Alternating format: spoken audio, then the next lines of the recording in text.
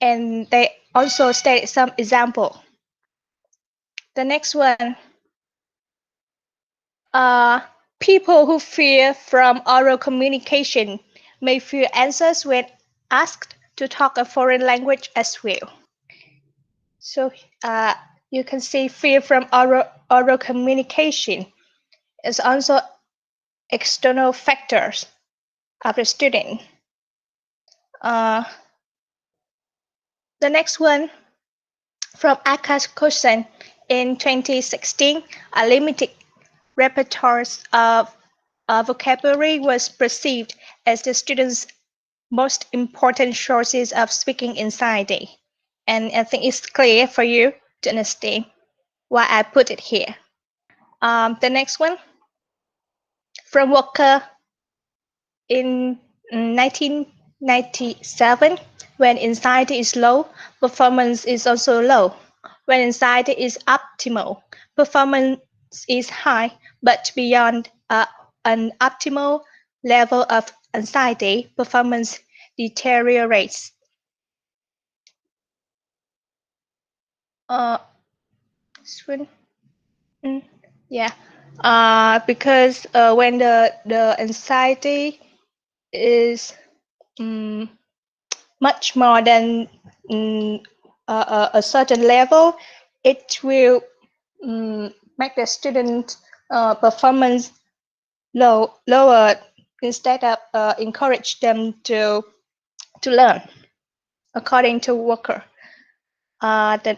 The next quotation, it said that it usually happened because the students are not confident with their English ability. They were afraid and shy to practice with a target language. In this case, English also, they were scared about making mistakes. So here you can see they were scared about making mistakes. It belongs to the learner's feeling. So we put this quotation in the internal factors that debilitate the student's performance. The next quotation, shyness is also one of the important anxiety-causing factors which affect the students whenever they are expected to use the target language. So here we can see the shyness is also the feeling of the learners. So we put it internal factor.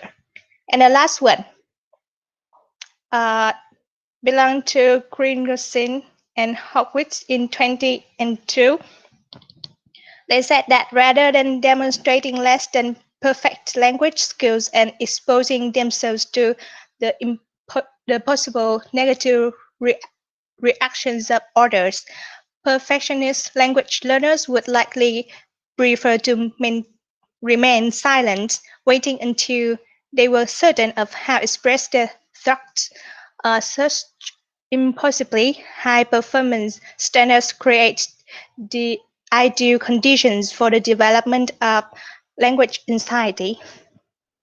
So the learners scared about raising their voice because they think that the language skills are not perfect enough, and they shy to react in front of others in the class, so that it debilitates their performance in class. So that's all the quotation that we think it will include in our literature review. Thank you for listening, and we're very pleased to accept on your questions as well as comments. Thank you. Thank you. Group 2, I think. Um, well, I think that maybe could you please again show your presentation? We can work on that, please.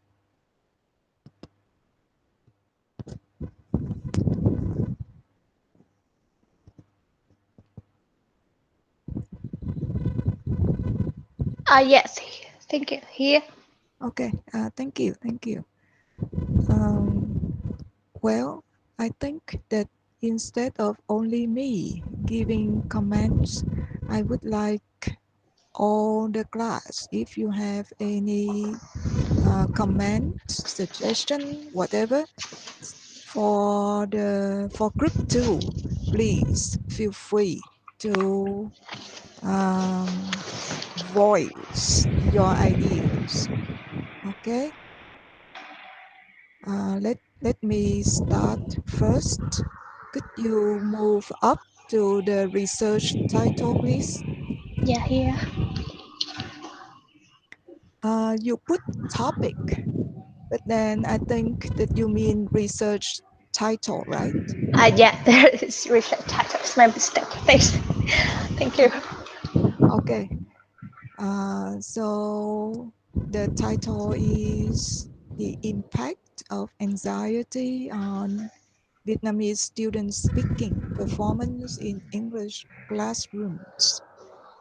I think that as usual, we should identify the topic in this title.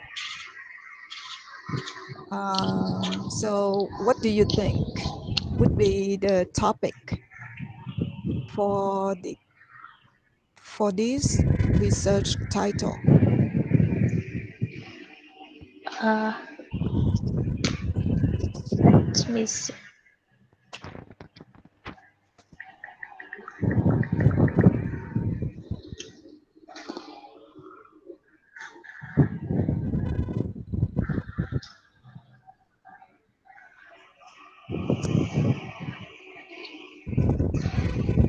Uh, we think that is impact of anxiety. Impact of anxiety. Um, okay, how about others? What do you think? Do you agree?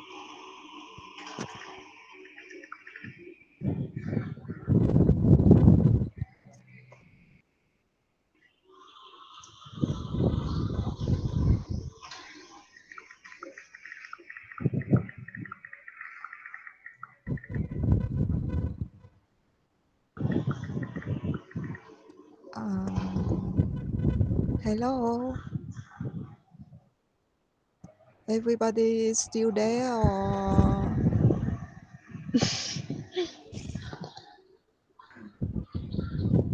They're sleeping.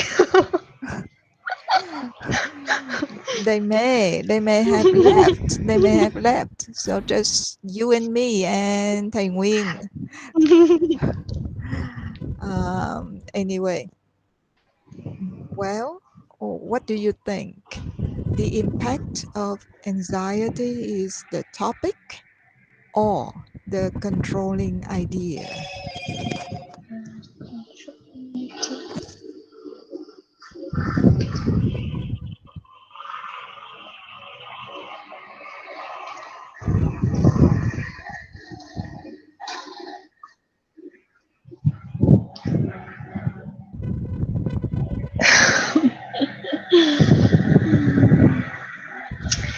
Yeah, and if the impact of anxiety is a controlling idea, I think student speaking performance is a topic, isn't it? Yes, yes. I think that, well, speaking is the topic, Yeah, the most general topic. And yeah, then, of course, in speaking, so you have like speaking comprehension, speaking performance, and in this, in your research, so it is about speaking performance. yeah. Let's see. Somebody said topic is anxiety. Uh,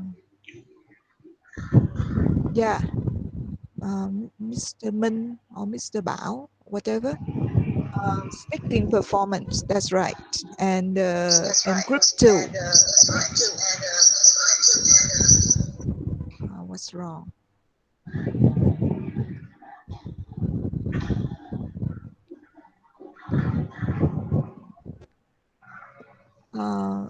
Okay. So we have the topic as speaking, most general, and Yeah. then you can say speaking performance. All right. And now, how about controlling ideas? How many controlling ideas do you have here?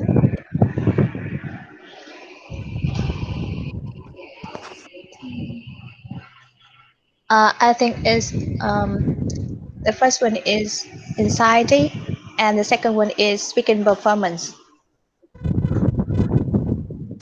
Um, one Control, is control. controlling ideas, would be anxiety and speaking performance, right? You said Yeah. so. Two, Um, mm,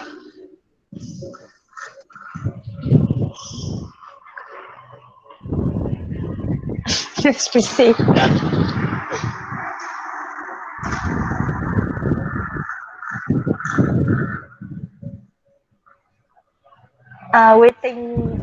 We think it's anxiety. There's one controlling ideas here. mhm. Okay, so only one controlling idea, and that is anxiety. Yeah.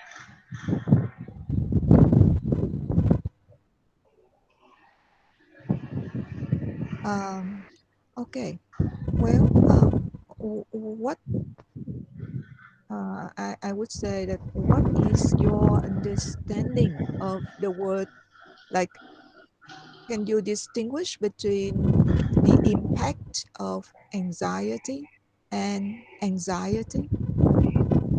Is there any difference there?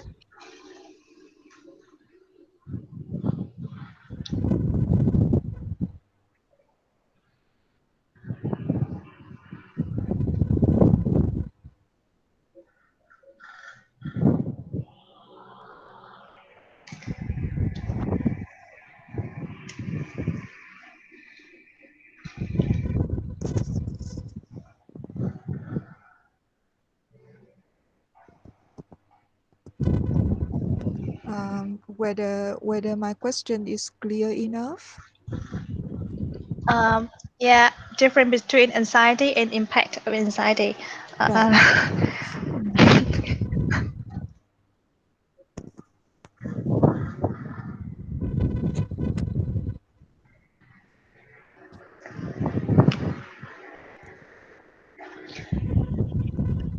I would like Well, to invite Miss Ang for my support. Hello, Miss Ang, can you help me? yes, I'm here. Please give me 1 minute. Okay, that's good. That's good teamwork.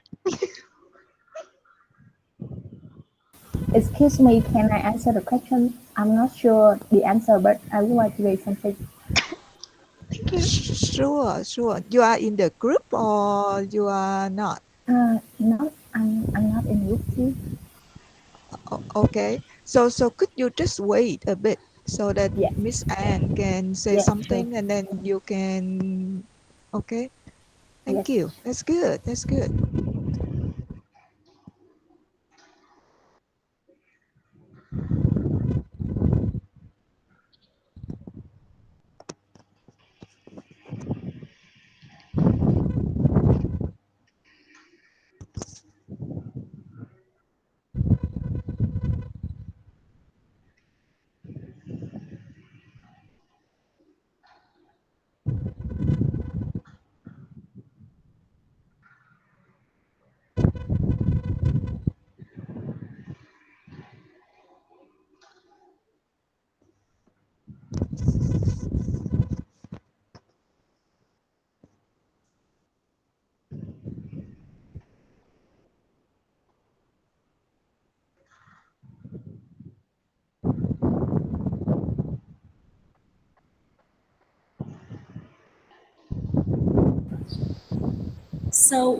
I think according to Howitt et al. In 1986, anxiety is a subject subjective feeling of tension, oppression, nervousness, and worry associated with an arousal of autonomic nervous system. So Okay. I think it's our feelings of students in general or of the people, and the impact of anxiety is the influence of anxiety on something. I think so. Okay. So how does it affect on the others? Uh-huh. Yeah, that's my Okay. opinion. Thank you. Thank you. Yeah, Miss thank you Queen. very much. Miss Queen, what do you think? Yeah, You agree? I'm here. Yeah, I'm agree. I agree, and I think anxiety is a little bit general. It refers to stress when you encounter with something new or unfamiliar. However, about the impact of anxiety, it could be positive or negative. Uh, for example, because the groups mentioned about the liberating anxiety and facilitating anxiety, which means that it could be positive or negative to student performance. So I think so. Okay. That's good. That's good. Thank you, Miss Queen. Thank you, Miss Anne. Yes. Well, you have the definition for anxiety, okay? Like the feeling of um, when you encounter something unfamiliar or tension, the feeling of tension, whatever, according to some author, which is good. But then in general, you can say that anxiety is a kind of negative feeling. Okay, yeah, subjective, Miss Ang, in the chat box. So you have the definition for Miss Ang. That's good. So, and Miss Queen said that the impact, that is like how anxiety influences speaking performance. It can be positive, like facilitating factors, I think, like this group said, or it can be debilitating factors, that is negative. So I think that you are right when you say that anxiety or the impact of anxiety should be the controlling idea in this research title. Um, but then um, if if you say that if you want to investigate the impact of anxiety, and could you pull down a bit so that I can see the two main themes? Uh, yeah, here facilitating Okay, anxiety and and the debilitating anxiety. you have two main themes, right? Yeah, Okay. Um, well, if you when you say facilitating anxiety and debilitating anxiety, what are you doing there?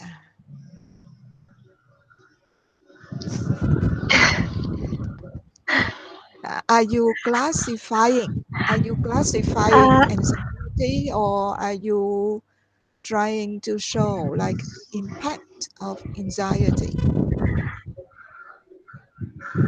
I want to show to clarify the impact of anxiety on student speaking performance. No, so Uh, we are class clarify into two categories. For facilitating and deliberating, we have two main categories: internal factors and external factors. Yeah, thank you. That's my impression too. When you say facilitating and debilitating anxiety, it seems to me like you are trying to classify two types of anxiety.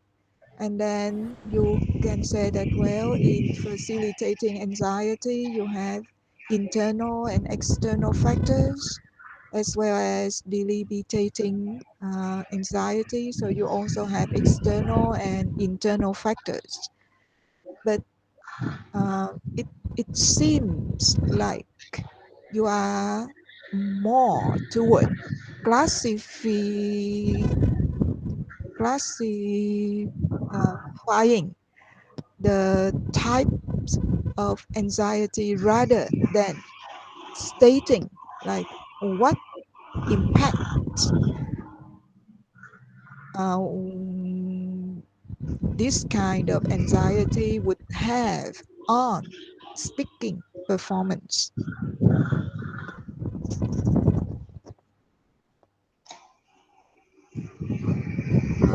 You see what I mean? Yes, we got your mean. Thank you, Caroline.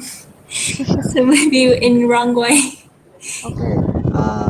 Yeah, and one more thing you should pay attention to is that when you say factor,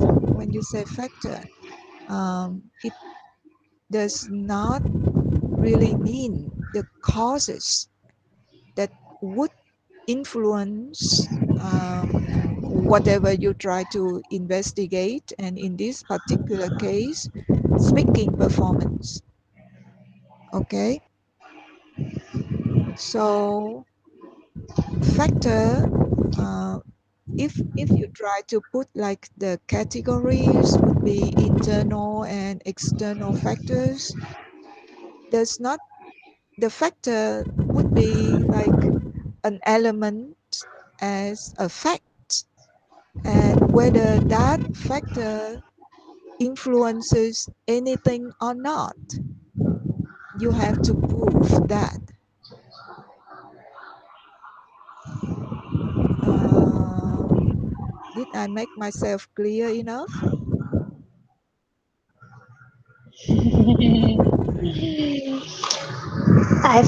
Yeah, I think we move in the wrong Well, way, isn't it?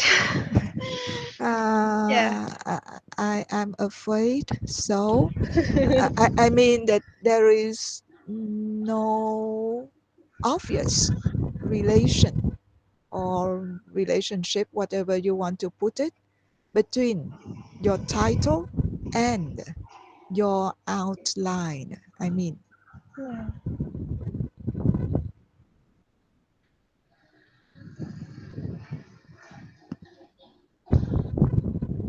okay. So my suggestion is that, or you try to revise the title to fit your outline, or you have to revise your outline to fit the title.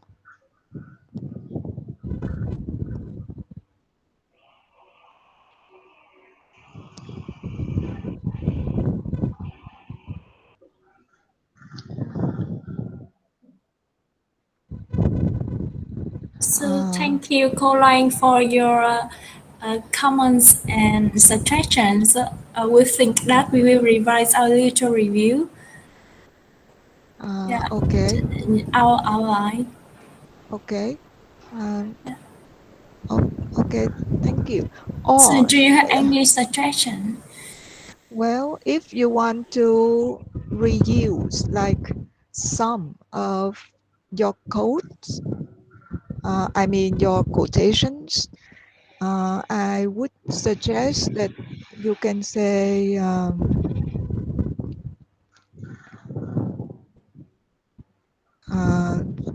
some some thoughts or some ideas concerning anxiety when. Could you move up again? Yeah, yeah, yeah. I don't remember all the title. Yeah.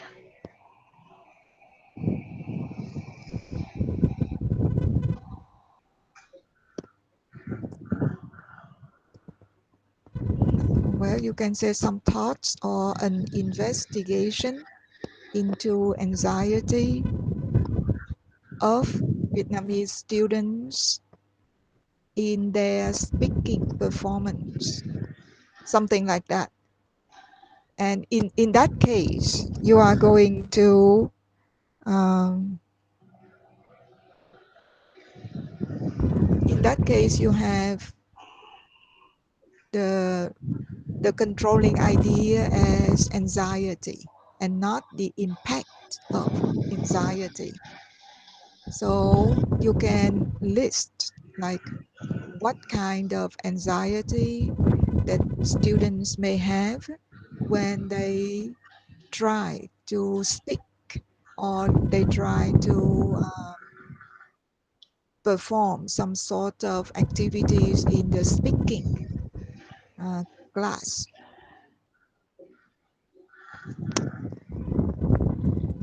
Well, let's listen to thầy Nguyên. What do you think, thầy Nguyên?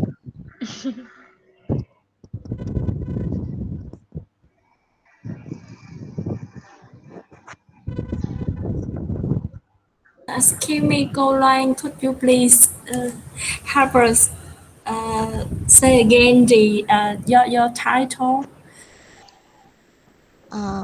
Okay, I An think investigation. an investigation into anxiety of Vietnamese students in their speaking performance. Uh, I think, and if you want to, you can add. Thầy Nguyên said that he will be joining us after group 3. Thank you, Caroline. Well, you can add in English classrooms if you want to. By the way, I think that you can also review the quotations like on page uh, quotation number 12. I think page 4 or 5, I think.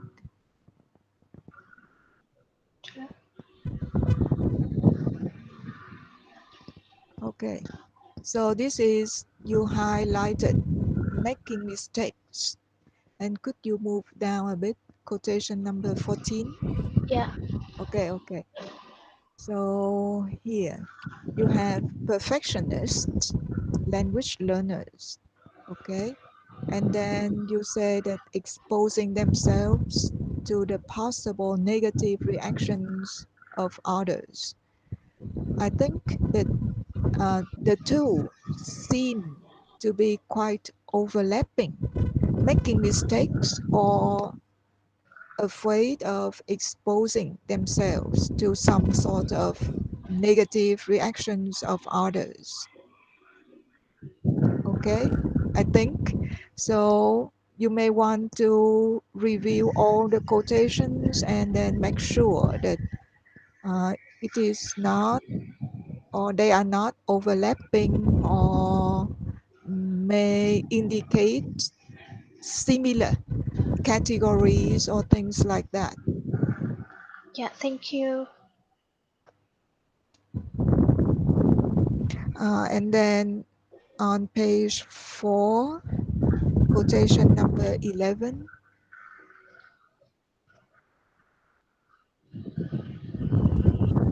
Okay. This seems a bit weird to me. When anxiety is low, performance is also low.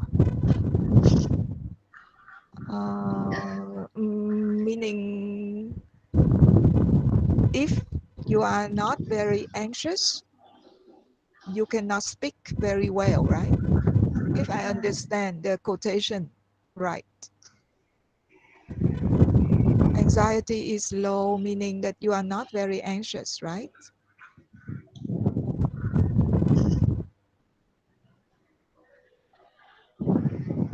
Yeah, in this view, I think that he think that anxiety is uh, a kind of support the learner to speak in class. Dạ cô ơi, cho phần Yeah, này em nói bằng tiếng Việt cho dễ hiểu cô. yeah, À, dạ, theo em hiểu á cô là em hiểu là cái chỗ cái khâu 11 của cô là, khi mà cái sự lo lắng nó thấp thì cái biểu hiện bên ngoài của mình ở đây em hiểu là cái performance nó là cái biểu hiện bên ngoài. Tức là khi mình lo lắng, mình không có lo lắng nhiều thì biểu hiện bên ngoài của mình nó cũng sẽ thấp. Mà khi mình lo lắng, cái lo lắng nó cao hơn thì cái biểu hiện bên ngoài nó cũng sẽ rõ ràng hơn. Và khi mà cái mức độ lo lắng nó vượt quá cái mức, cái giới hạn thì cái sự biểu hiện nó rõ ràng và nó làm cho cái người, là speaker là sẽ, deter deteriorate, có nghĩa là họ bị, kiểu là, destroy hoặc damage luôn cái phần speaking của họ. Dạ, theo em hiểu như như vậy. như ok, nếu như em hiểu như vậy á, thì là cái performance ở đây nó không liên quan gì tới cái speaking performance hết. Theo như ý em nói, mà cái performance ở đây nó là cái biểu hiện của anxiety. Mà trong cái trường hợp đó, cái chữ performance nó cũng không có chính xác lắm, nhưng mà anyway, nếu đó là cái cách mà em hiểu á, thì nó cũng không có liên quan tới cái speaking performance, đúng không ạ? Dạ.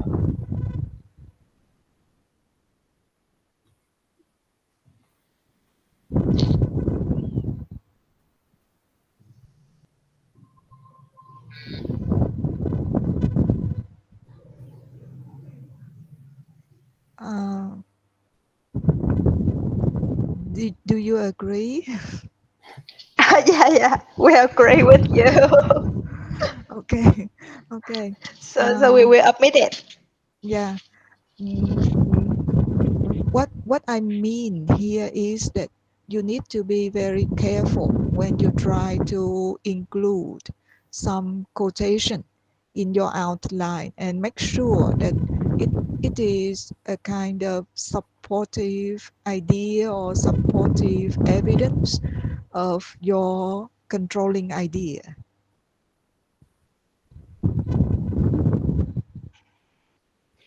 Yeah, we noted. Thank you. Okay.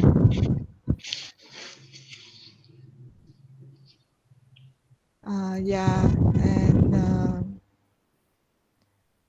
Thầy Nguyên also reminds you that you are expected to present review of related literature only. And if it is not related, so please don't include in your outline. Yeah.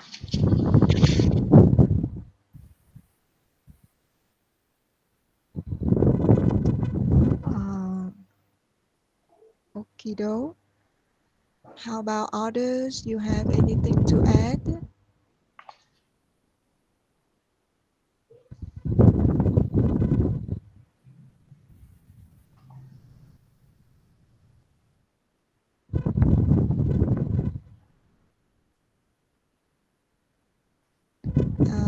And also, I think that your classification of external and internal factors, you seem to have again some sort of overlapping ideas. So try to reread everything carefully. And then one example on page 2, quotation 2. Yeah, here. Okay, this you classified in facilitating anxiety, and then you say can be debilitating and can influence students' adaptation. Okay, so if you say can be debilitating and then you classify into facilitating anxiety, it doesn't seem to be matching.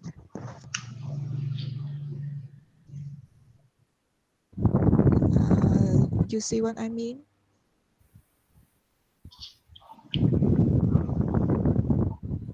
Yes.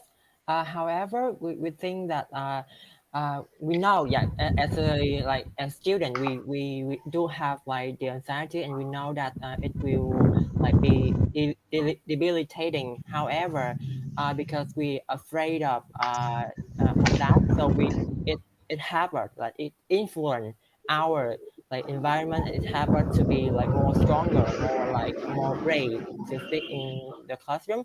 So we think, although the student like they may know that, yeah, they feel answered, however this answer help them like it can boost their mood, or they boost their confidence, yeah, to like achieve their goal. So that's why we put it here for the internal, because yeah, for that reason. Um, well, in that case, I'm afraid that it will overlap with whatever you quote about motivation. Yeah, we just have a question that because we want to make like more example for one category. So is it possible if we like cite some code that some quotation that overlap? Because we think that if we just have one quotation for one category, it's not like reliable enough. Um, well, you can have like two or three if you want to, but then just make sure that um, the quotations would fit into the categories that you are trying to come up with, and then they seem to be relate to each other. And you know that to make it easier for the reader, because you are here to explain it to me, that's why I can understand it. But then if I was to read like the quotation, I may have missed the point. That's what I mean. Yeah. Like you need to choose very carefully of the most obvious and the clearest and like the most supportive quotation that can help the reader to understand right away what you mean to say.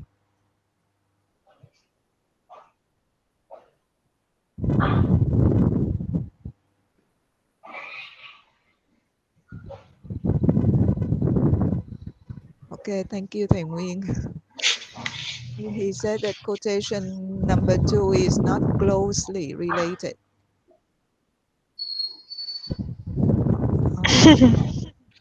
I'm sorry. Well, please don't think that Thành Nguyên and me just siding with each other against you. No, we are not.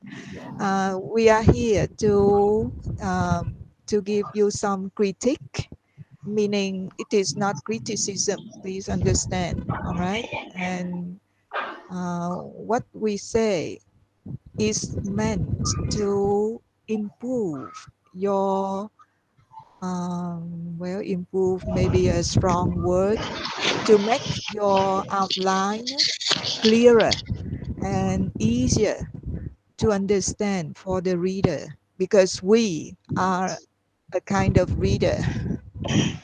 Yeah, thank you. We know and we highly appreciate your comments. Thank you, thank you.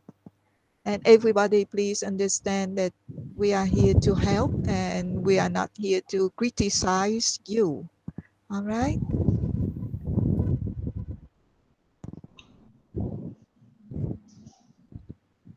Uh, well, that's all I have to say about your outline. And have you got any other questions? I have a question. If Please. we have to include the level of the students or the location we do the research in the title. Um, You can to make it clear, but then I don't know whether there is any limit to the words that you should have in the title or not. If not, so you can put the more information, the better. But if there is some sort of limit in like how many words you should have in the title, so you try to make it as concise as possible, and then it may not be very informative yet, but then people can understand your context when they read your outline or when they read your thesis. Yeah, thank you, Miss Lai. You're welcome.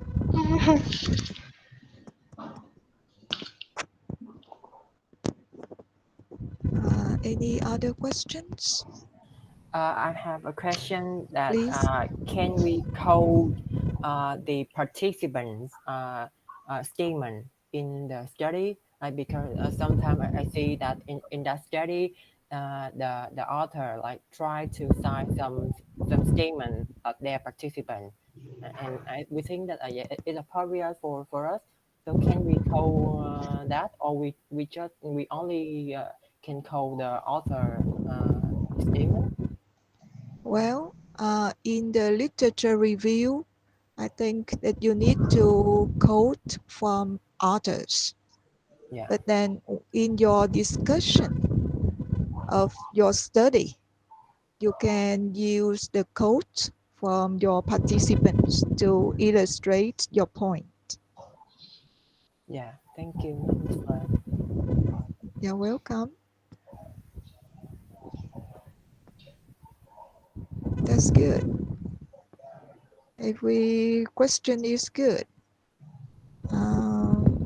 Any other questions? How about others? Others than the presenting group, I mean.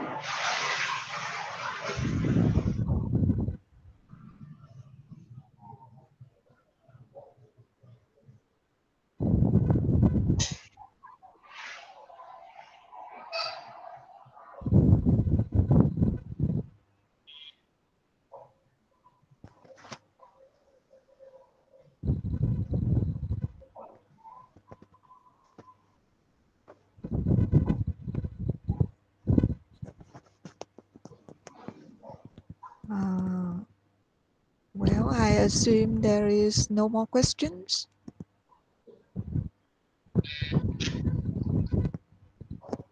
Shall we? Yeah, thank you very much, Goline. So we think that we will revise our writing.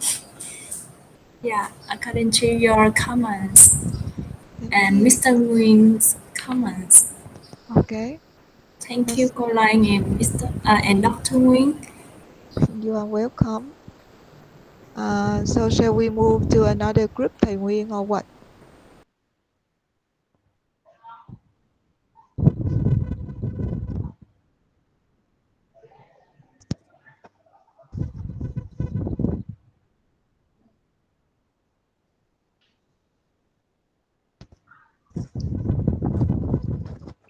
Okay, so group 3. Group 3 is here. Yes, we are. Okay. Yeah, I'm from Group 3 and I will present our literature review. Okay. Thank you.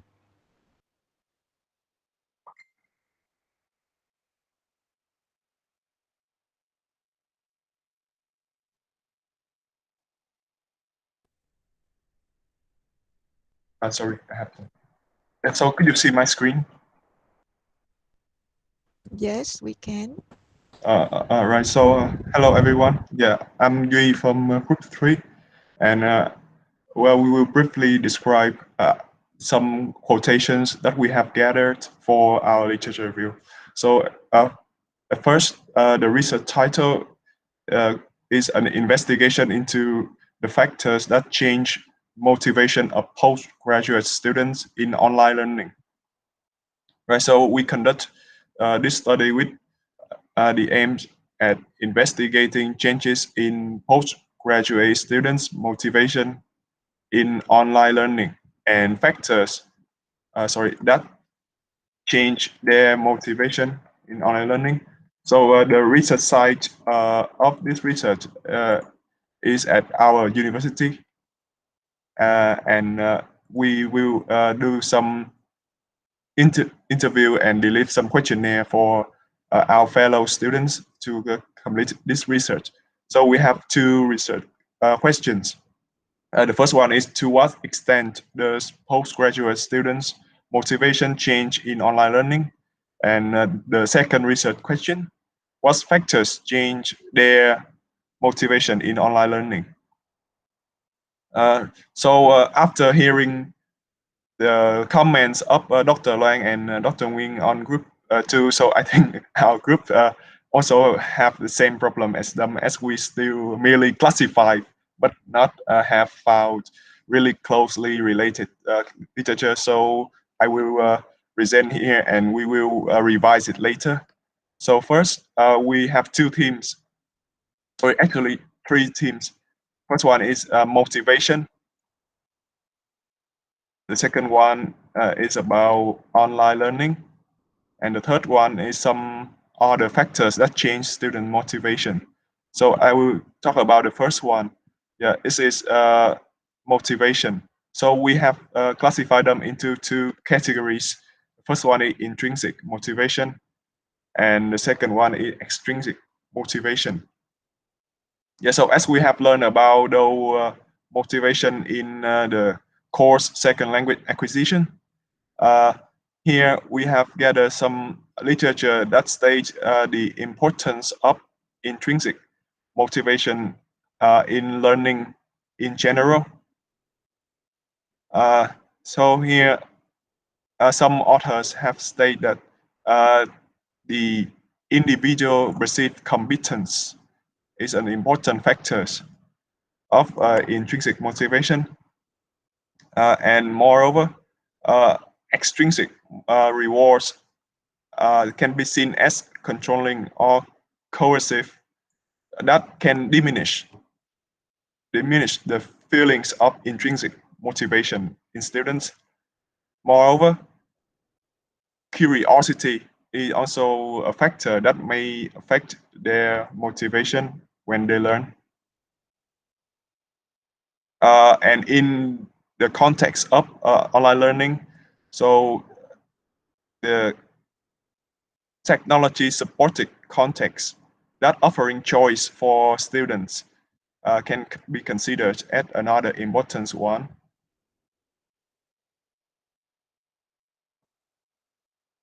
All right, so next one is interest of students. So whether they are interested in both the platform or even the lesson when they study online. Moreover, it's also about the ability to collaborate with their friends or their counterparts when they study online. And moreover, intrinsic is more related to deep quality learning, in which knowledge is cognitively reconstructed for personal, meaning is long lasting. So maybe the deep quality learning in which affect the cognitive perception of student is maybe a factor that change their motivation. And the next one, we will talk about extrinsic motivation. So extrinsic motivation is also have like relevant or the equal importance and effect on their online learning. So they also coexist, like Harnett said in 2016. students with extrinsic motivation participate in a learning task for external reasons such as grades, rewards, performance, evaluation by others, and competition. And they also view their engagement in learning tasks as mean to an end. So here we can see some factors such as grades, rewards, performance by and evaluation by teachers and other classmates. The competition between students and also their engagement in the online learning activities. In other study, some authors have stated it is extrinsic is classified into 4 stages or 4 types, including external regulation, in introjected regulation, identified regulation, and integrated regulation, which all are loaded on a continuum of self-determination. So self-determination may be considered as a factor that we will put in our interview and questionnaire. Moreover, another factor is the supportive resource that available in a computer. Sorry, we will talk about online learning here. First is the definition. So we are very familiar with the online learning. So it's the learning with supportive resource that available through a computer. And other authors also provide some definition of online learning that we can skip here. Yeah, we can read about it later. So maybe some advantages and limitation of online learning can be attributed to their online learning process. First one is face-to-face instruction. So it means that where the student are provided with opportunities for learning time, additional access to learning materials, and increased opportunities for collaborations. Yes, and also where they are provided with appropriate materials to select it from, and do the online learning determine their needs and current level of expertise. Expertise. And moreover, yeah, it's also about the engagement in using computer to meet academic requirements. However, we also investigate some limitation of online learning that affect their performance. For example, some researchers state that there have been concern about their persistence and achievement. And also, there is some difficulty for instructor to adapt certain activities like performance assessment, continuous assessment, etc. So it maybe can affect the student motivation. They feel disappointed when their instructor cannot adapt these activities, and also the interaction between classmates and instructor. And other researchers emphasize that online learning may lack of interactivity compared to face-to-face learning. And at last but not least, is about a technology aspect. If students have bad internet connection, or maybe computers that cannot meet the requirement of online learning system, yeah, it may be demotivated them to learn online. And we also discover some other factors. The first one is procrastination. Some research have found that procrastination maybe had low motivation in students, and it were more inclined to drop out.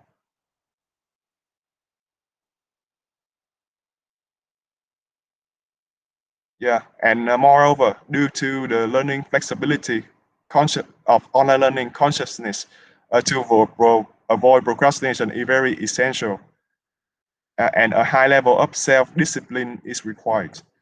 So to avoid procrastination, the student must have high level of self-discipline. And moreover, is the second one, the second category of the third theme is mechanism design of the online learning website. So Zuren and Ton in 2019 have provided uh, the mechanism by online learning can stimulate user motivation internally and externally, and the other incentive mechanisms such as gamification design can also change their motivation. So that's all for our presentation. Thank you for listening. Maybe we will revise it for maybe full and more closely related quotation. Thank you.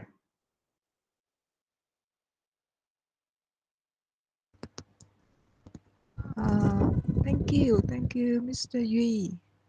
Right? I can't tell which one is the name and which one is the middle name or last name. Yeah, my name is Yi. Okay, thank you. Thank you, Mr. Yui, for your presentation. Yes. Well, I think that as you stated, your reviewing of literature is not very focused yet. So you are going to revise that. But then, shall we talk a bit about the research title and then the topic and the controlling ideas so that Yes. you you can have some sort of um, so-called guidance for your revision. Okay. Yes. Yeah. Well, when we look at the research title, what would be the topic?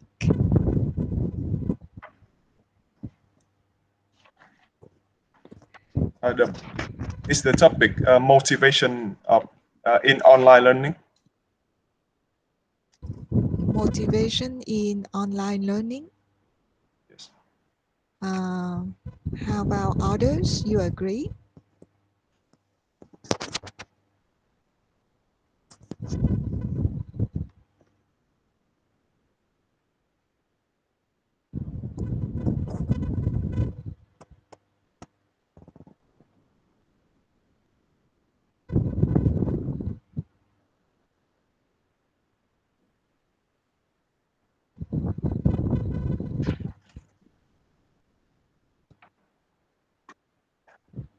Or have you changed your mind, Mr. Yui? Yeah. Yeah. So which it means that maybe is it online learning only? Right, right, that's Online right. learning. Yes. Online learning is the general topic here. That's what you want to investigate into.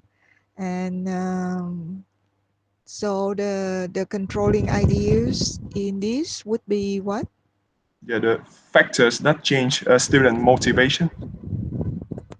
Only one?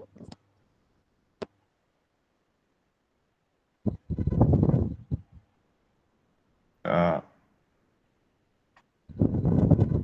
is that the motivation of postgraduate students?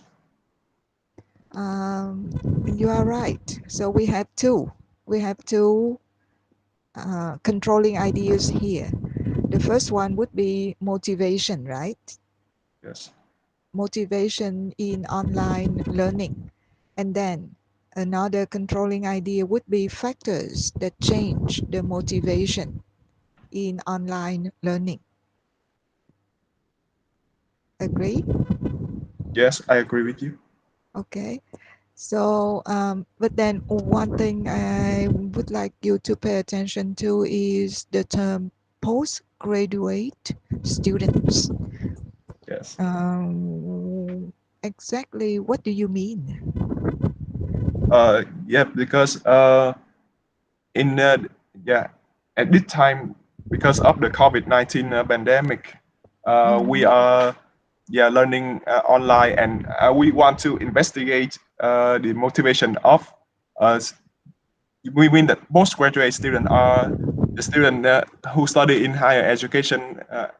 Which mean our participants for this research is our friend at USSH. Mm-hmm. So you mean MA students? Yes, MA students. Okay. In that case, I think that you mean to say graduates and not postgraduates. Oh, okay. Thank you. Uh, well, in Western educational system, so you have undergraduate, that is like university level, and then graduate students, that is you, Yes, MA students and also PhD students. And after you have your PhD, if you want to do some more research, so that would be postgraduate. yes, Yeah. yes. So it's our mistake in the word choice. Yeah, thank you. No, no, no, don't put mistake. That's rather strong. Just that we have some misunderstanding Yeah, concerning like the terms here.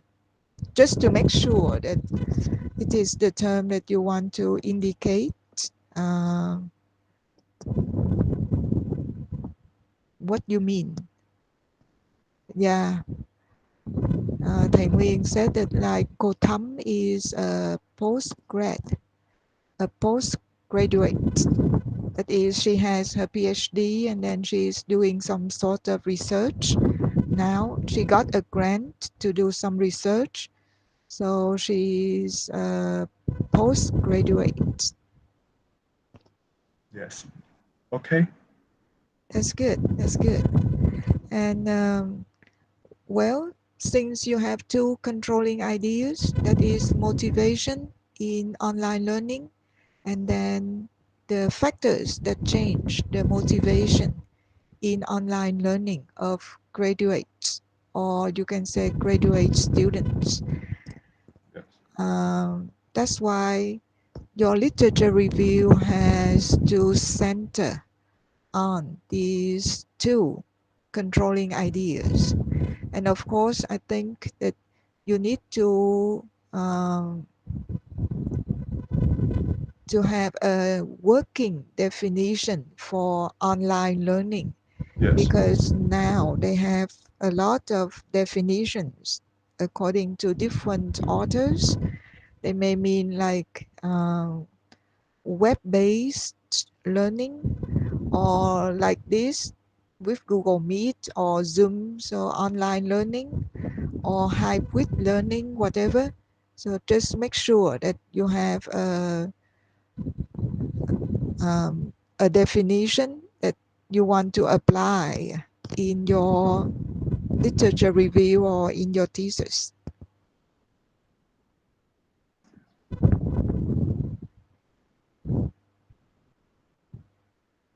And well, the motivation, I think that is good that you distinguished intrinsic and extrinsic. And just make sure that in your quotations you have the word motivation, or if it is about intrinsic motivation, so it has something to do with intrinsic motivation. And if it is about extrinsic motivation, so you have Yes. that word. um, and I think that you just need to have one quotation for the definition of these two types of motivation. And then after that, you will talk about um, these two types of motivation would do what. Yeah. Okay. I will add it later. Okay, yeah, yeah. I mean that you have a really thorough literature review, but then you can check to pick out the most relevant. I mean, Okay.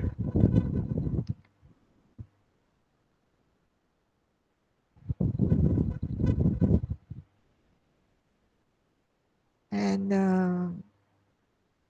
well, so I think that in your outline you should have two main themes, right?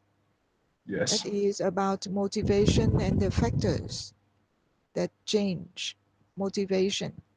And when you review factors that change motivation, you may have to quote like some comparison between in-person and online learning, the motivation.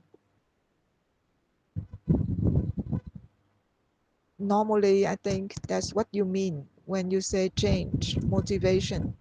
You want to compare with in-person learning, right? Yes. We, Okay, we do. okay. So just make sure that your your literature has something to do with like the changing of motivation when students study online and when students study in person.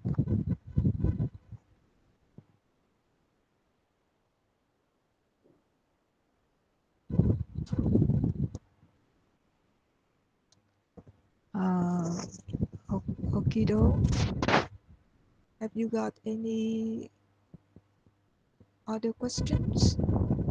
Yeah, could I ask my members, Miss Lin, Miss Hua, and Miss Yim, do you have any questions?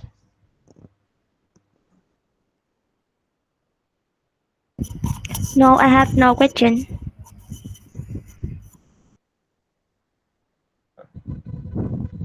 So could you give us some minutes to discuss so that we can have some questions for you?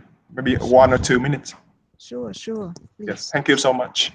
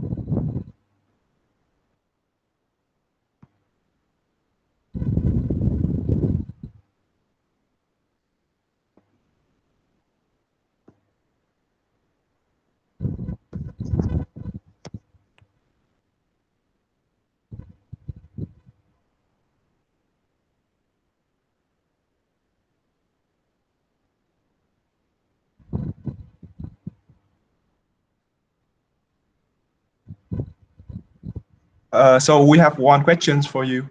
Please. Yes, our research want to investigate about the motivation. As you said that we have to compare for like in-person and online learnings. Should we also investigate the change of motivation of students in a whole process of online learning? So, like when they start learning online and their motivation is compared with them, the one at the end of the learning online process. Yeah, should we do that? Um, I don't understand the question. Could you say it again? Yes. Yeah, you have recommend us to give some comparison between in-person and learning and online learning. But Right. should we also like compare the motivation at the beginning of learning online course and at the end of the online learning course? Yeah, does it change or not? Well, I think that that may not be the focus of your study because Uh, you just said that the factors that change motivation at the beginning or at the end, still online learning. and Okay. you are not going to measure like the impact of whatever a Yes. particular kind of motivation that would affect students learning. So in that case it is a different Okay. area. And concerning the in-person learning, I think that everybody is used to that more than online learning. Online learning is rather new, and I think that you have learned online like 2 or 3 courses, right? Yes, we did. Uh-huh. And that's why you can recall like what kind of, whether you still have the same motivation. You put down like procrastination and then things like that. But then procrastination can be, can happen in-person learning too. It depends more on the personality or the characteristics of students, Yes. rather than you have an environment that would facilitate procrastination, I mean. Yes. Okay. So thank you for your answer. Yeah. So maybe if we do, maybe we gather more quotation, we will have other questions. Yeah. After we have revised our literature review. Okay, I'm sorry, thank I you. have a question. Please. Yeah. So if you said that we are investigating the factor and we do not need to compare. So if you look back at our first research question, is it like it's not really related to our topic? So should we change the first research question? Um, what what is the first question again? Could you please You show? please show the first research question. Yeah, Mr. Yui, please. Yes. Okay. I will show the first research question. All right, thank you.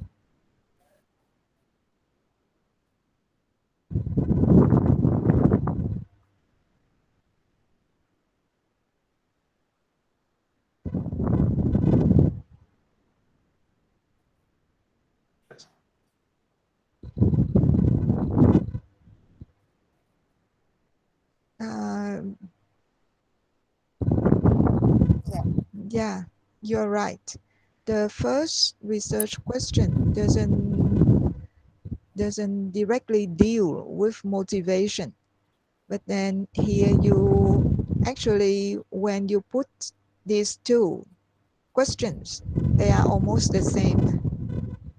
To what extent and what factors change the motivation in online learning? And we have agreed that the first controlling idea should be motivation in online learning. Yeah. And So yeah. yeah, so based on that, how can you revise your research question then? Maybe we'll keep the second one and then add one more related to, like motivation. I'm not sure about this, but maybe we will omit the first one. Then Yeah, definitely you have to omit the first one because in, as I told you, the two seem to be similar. yes, And if you have the controlling idea, the first controlling idea as motivation in online learning. So what research question can you put for that? You see what I mean to ask? you mean like we should add something like what motivates students in online learning? I'm not sure. Okay. Yeah, yeah, that's what I meant. Like how you revise or how you re-put your first research question. what motivates students or graduates in online learning? Yes. That's good. Thank you, That's Miss. good. You're welcome. Thank you. Thank you.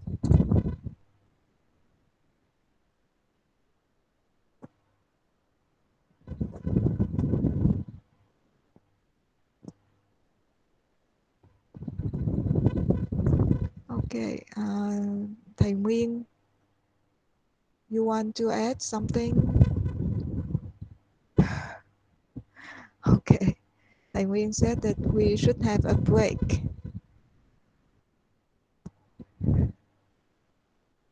So shall we have a break for, let's say, 15 minutes, right, Thầy Nguyên?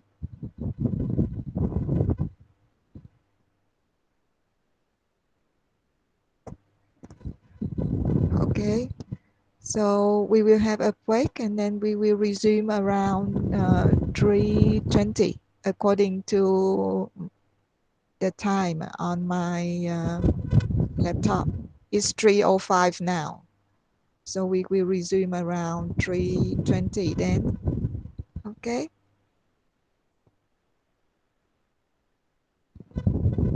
See you after the break. Yeah, see you. Enjoy your break.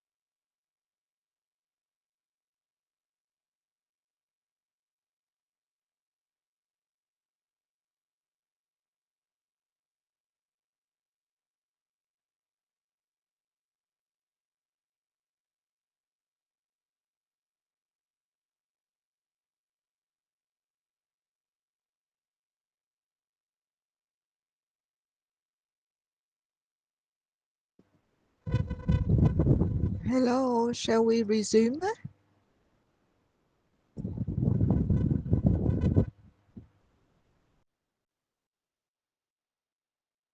Yes.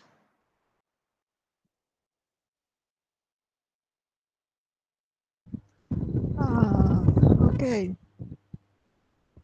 Hello. Hello again. Anyway, group 4 will present or what?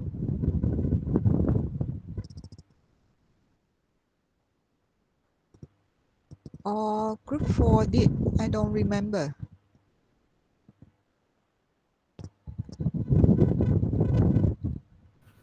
Hello. Hello, Hello. cô Lan. Hello, Yes. everyone. Yes. Yes. So, Hello. I will represent for group number 4, so I would like to share my screen now. Okay. Thank you.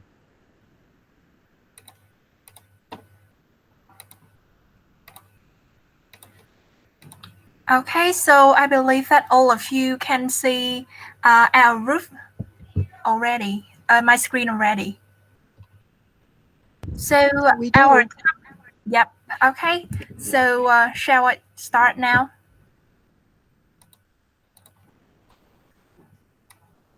So first of all, our topic is an examination of the use of Facebook group in teaching English daily communication for non-English major students. Our target population is the non-English major students at our university.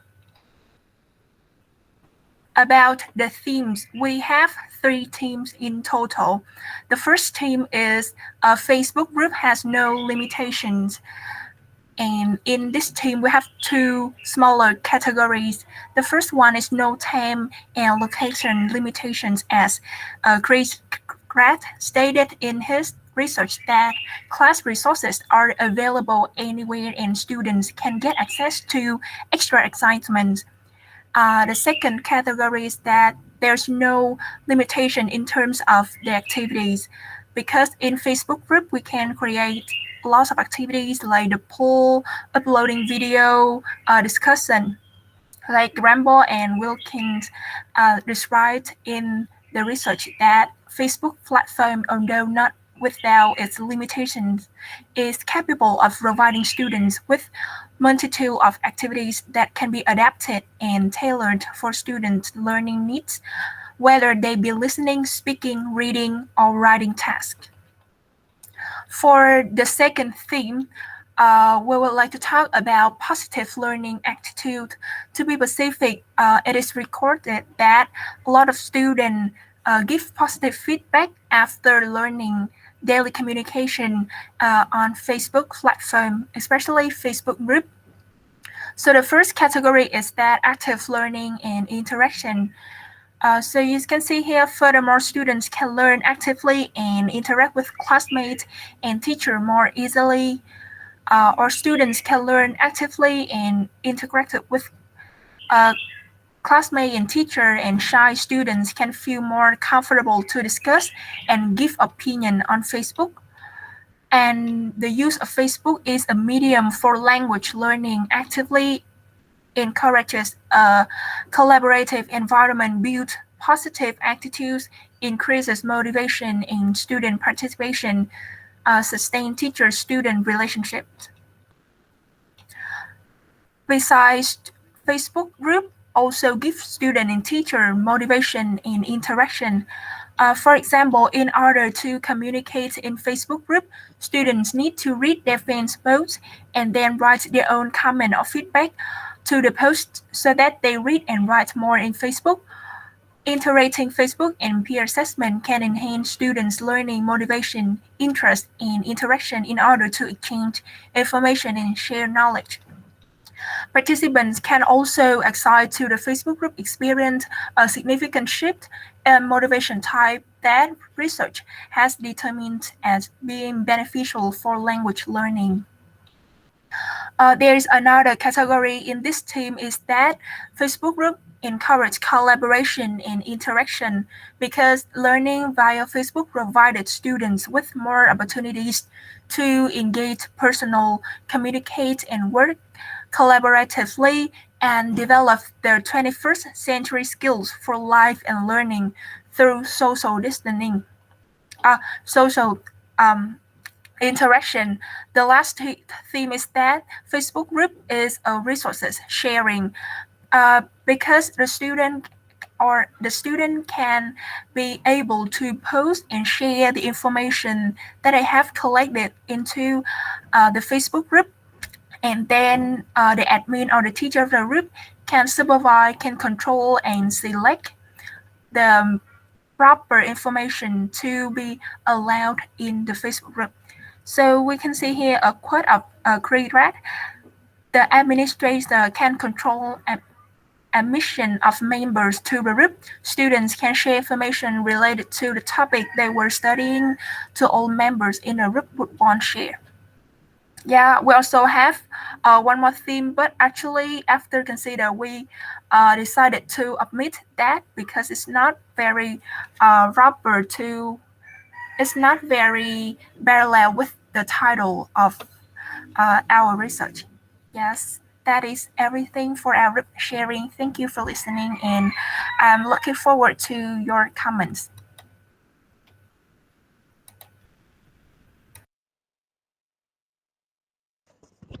Well, thank you, Miss Minh Anh, right? Or Anh Minh? Oh, my name is Minh Anh. Okay, sorry. Thank you, Miss Minh Anh, for your presentation. But then, could you please still share your screen, please?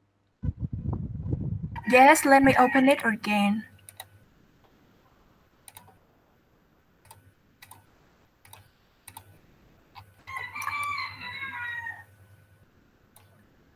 Yeah, here it is.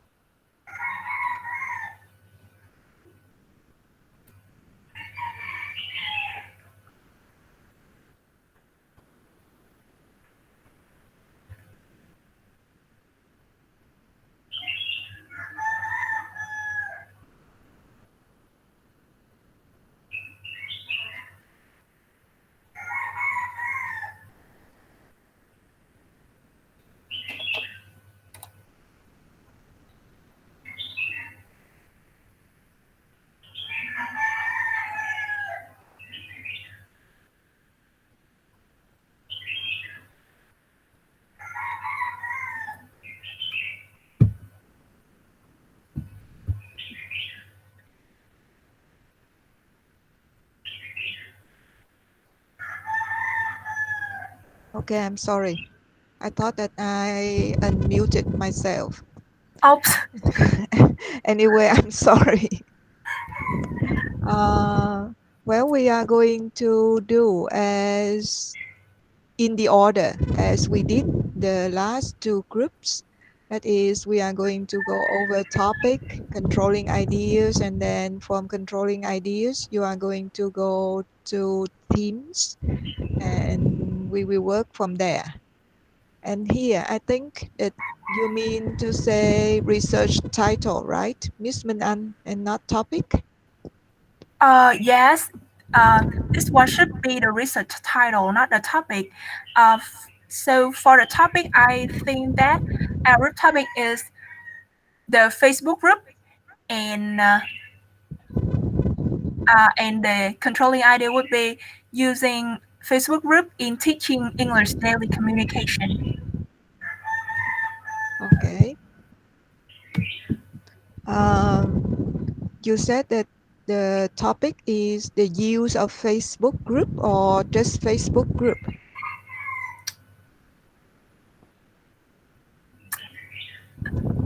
I think it's just Facebook group. Facebook group. And then the controlling idea would be? The controlling idea would be the use of Facebook group in teaching English daily communication. Okay, thank you. How about others? You agree?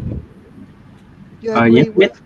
yes. I think Mhm. it's the topic is teaching English daily communication. Good, good. That's right. I agree with you, Mr. Lin. So the topic here, the most general, please, Miss Min An. So it has to be teaching English daily communication. Whatever communication you mean to say, whether it is speaking, listening, or reading, writing, or all four skills. Yeah, we just focus on speaking. Okay. So teaching speaking, right? Teaching Yes. speaking. And controlling ideas should be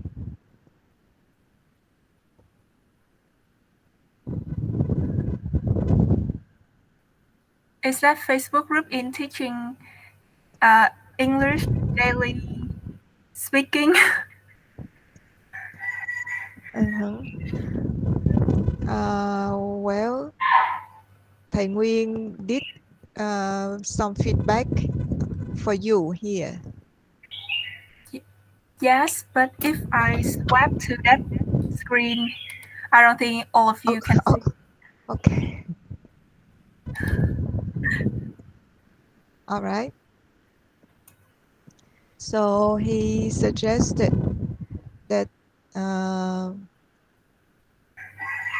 you should omit the word daily and the controlling idea.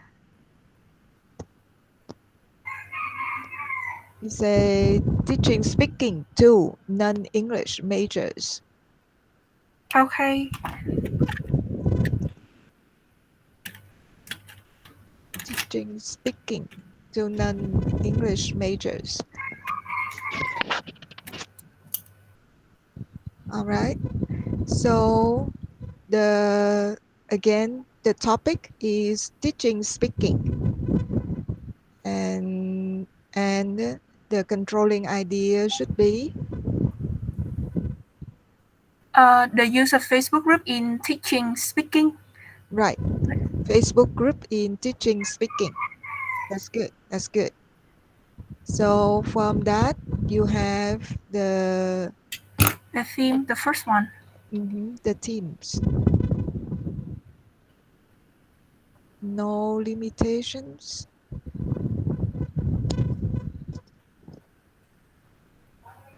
Um, okay, how about other groups or the other members of this group? You have any suggestion or you want to revise something or just that?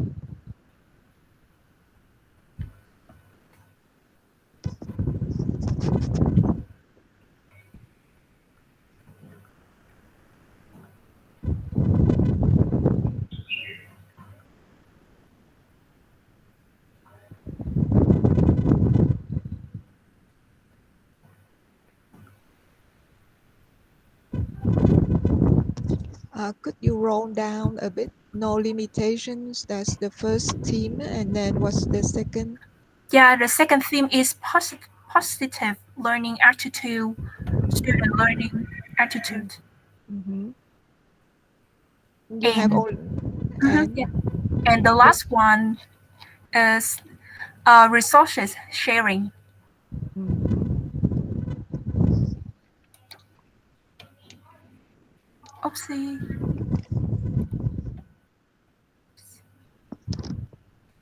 No limitations.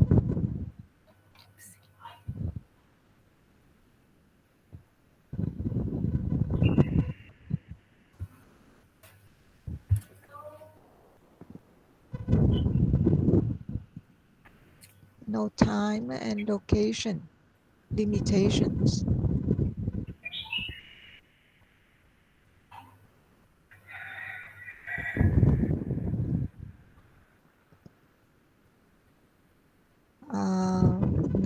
activities limitation.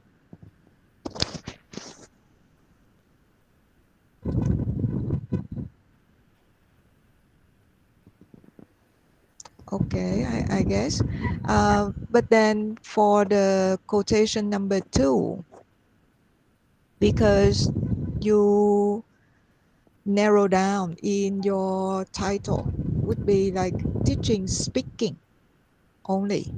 Yes. And then I think that it would be better if you can find like some quotation that Facebook group can help with different speaking activities rather than you list all listening, speaking, reading, and or writing. Okay, thank you. So it's better for us to find another quote, right? Especially for speaking. Uh, I think so, since you have like in your title teaching speaking, right? Yes. And if you put no activities limitation, which is good, but then if you put listening, speaking, reading, writing, so that is not directly related to your topic, right? Yes. Thank you. I got it. Okay, so you need to change that quotation. I mean that you better change that quotation. Could you roll down, please? Yes. Positive learning attitude,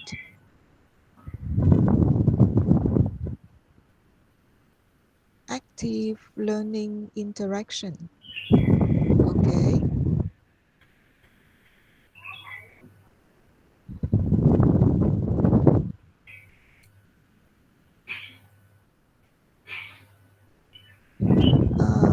What do you think of quotation number 3 and quotation number 4?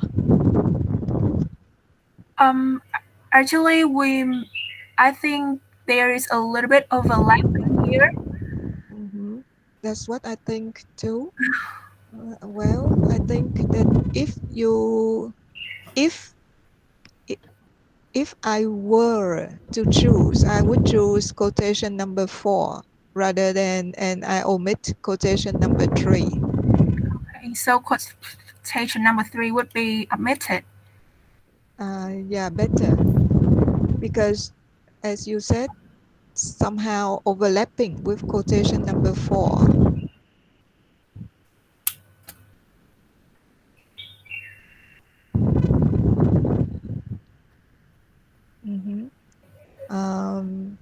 What would be the main point in quotation number 5, you think?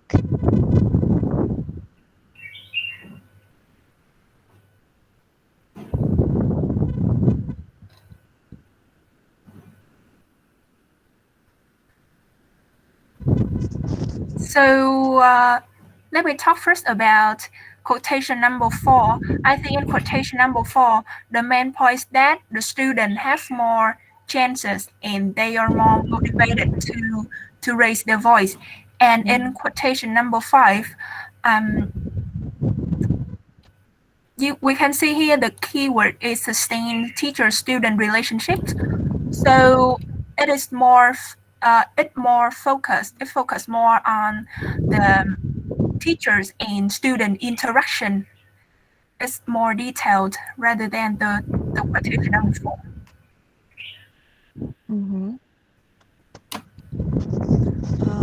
Well, what do you think of the word motivation in this quote?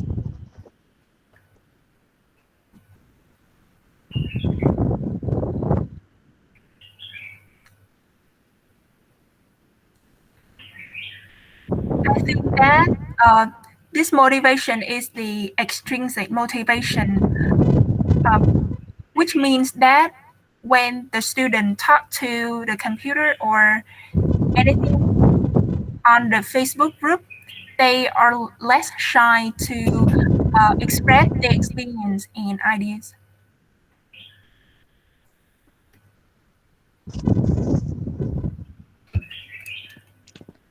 Um, okay. Well, I think that here the positive attitudes, increasing motivation, and student participation, motivation, and then that should lead to student participation. But then, as you pointed out, sustaining teacher-student relationship would be important. So, and you put under the category like interaction, right? Yes. Mm, well, do you think that it would be better to have another category, or it should be included in the same category? So if there is one more category, it would be about student participation, right? Mm, well, it should be about motivation Uh, and student participation. okay, so category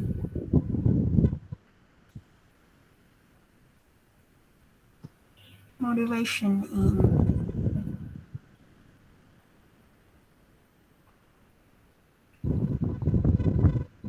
Thank you for your idea. So Arif have noted down one more category, which is motivation and participation. So we would try to read more in order to collect more quotes about this category and then add it to this theme. Okay. Okay, sounds good. Well, in that case, I Yes. think that you need to keep the quotation number 3, so Oh, that it would be like you have 2 quotations for one category, and then quotation number 5, you need to find another related quotation to have a new category. yes. Thank you, You Miss. use okay. Oh, and you have motivation here, so it should be well, quotation number 5 better be listed in the second category, right? Yes. So we I will move quotation number 5 to this category. mhm.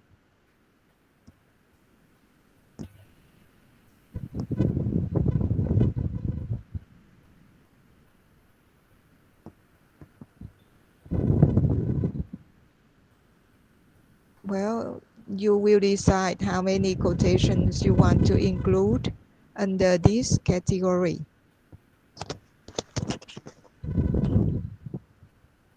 Mm, I think that they are quite different. Okay, could you pull down a bit more, please? Yes. So I would stop at quotation number 8 for this category, or you want to move to the next category? Um, no, quotation number 8 would be included in this, the Okay. second category, right? Yes. Okay. You want me to pull down more? Yes, or you are going resources sharing.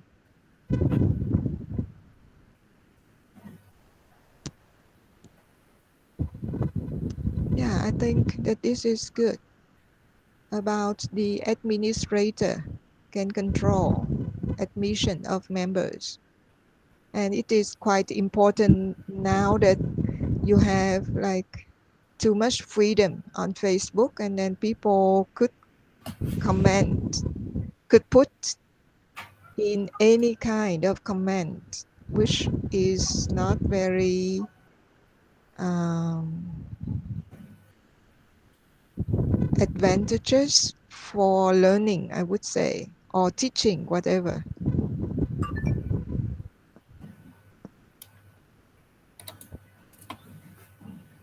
That's good. And that's it, right? Yes, that's the end. Okay. Thank you. This is good. This is good. How about others? You have any suggestions to make to the presenting group, to group 4?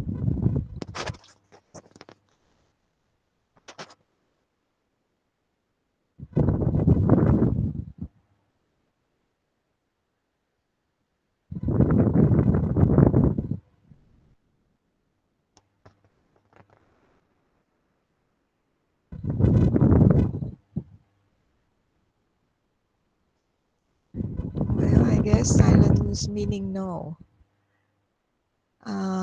So shall we move to group 5, please?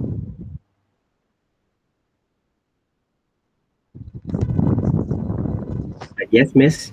Hello, hello, Miss, and Hello. everyone. Yeah, I'm Khánh Lĩnh.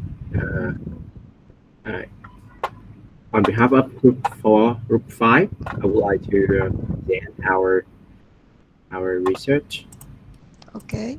Okay, so let me share my screen. Mhm. Mhm.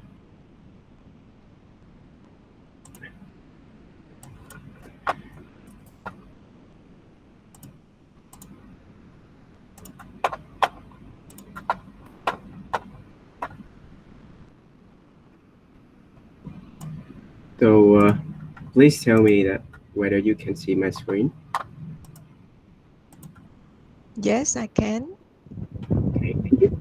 And I would like to present our research. First of all, for the research title, it is students who would like to study students' perceptions toward using quizzes as a formative assessment tool. To be honest, after your guidance and your explanation, we believe that we went to a wrong way, same as the others. So I just want to present our research and hope to receive your comments and feedback. The aim of our study is to investigate the effectiveness of online formative assessment in EFL classroom environment and also students' perceptions toward the use of online assessment in EFL classrooms. Therefore, we have two research questions. The first one is, what is the effectiveness of using formative assessment in EFL classrooms? And what are EFL students' perceptions toward the use of online formative assessment? For the research methods and instrument, we will employ a mixed method design. And with instruments, we will use test and pre-test and post-test and questionnaire and interview also. And this is the outline of our literature review. Unfortunately, we just categorize everything, and I think they are not the exact themes, but I would like to present them. First of all, the first theme is we believe assessments. So we have a definition of assessment, types of assessment, and for the definition, we have from Batchman 2004.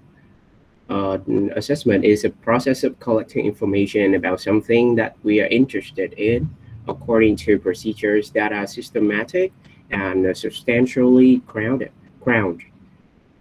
Besides, Zachary et al. 2018 also state that in education, assessment involves collecting evidence and making judgments or forming opinions about learners' knowledge, skills, and abilities. Third, one purpose of one purpose is to improve learning by checking that learners are progressing. And the last one, assessment, is an umbrella term from Chung and Fox 2017. Assessment is an umbrella term which includes both our daily classroom assessment practices and large-scale testing, which is externally designed and administered to our students. For types of assessment, Sagri et al. Believe that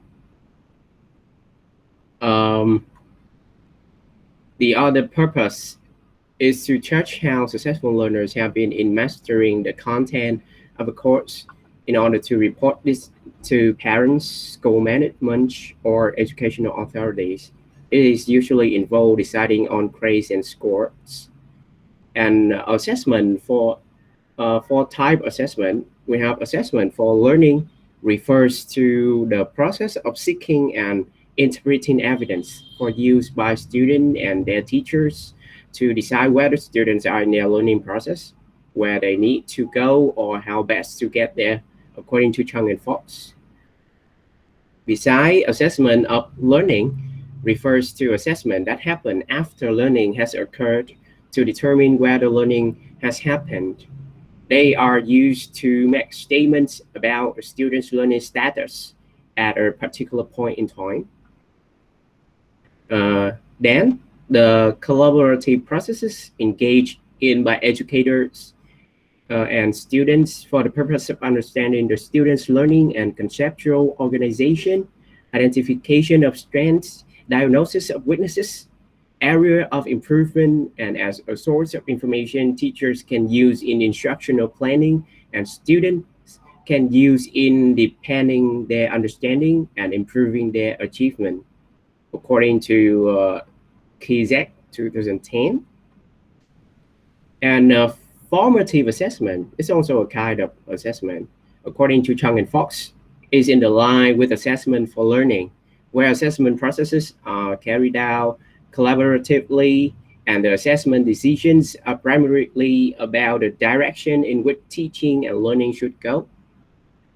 Besides, Chung and Fox also state summative assessment, which is used to evaluate student learning, skill acquisition, and academic achievements at the conclusion of defined instructional period, typically at the end of a project, unit, course, semester, program, or school year. Summative assessment is in line with assessment of learning. The last one, summative assessment are typically a major component of the grading process in most courses and programs. Next, for the next category, we have function or the role of formative assessment. According to Hatties 2017, in research on visible learning, formative assessment was rated as one of the most effective methods to encourage student achievement. Besides, Wheeler et al. 2004 state that the integration of formative assessment into teaching resulted in enhanced student performance. Hattie et al. 2007 state that by assessing the students, teachers not only can get feedback from students about the way they teach, whether their teaching is effective or not, but also can find out whether they successfully achieve both purposes and the objectives which they set for a lesson or not. And the importance of formative assessment as is critical to teachers' ability to adapt lessons and check for student understanding, according to Davis 2015. The next category is application of digital tools in the formative assessment. In the 21st century, and with new technologies, there are multiple opportunities to capture both performance and assessment data and analyze them to understand how students are progressing with various forms of activities, and then determine what adjustments might be made to help different learners, according to Bissell 2012. And Spector et al. 2016 state that new technologies can support key 21st century skills discussed in the previous section, notably critical thinking and problem solving.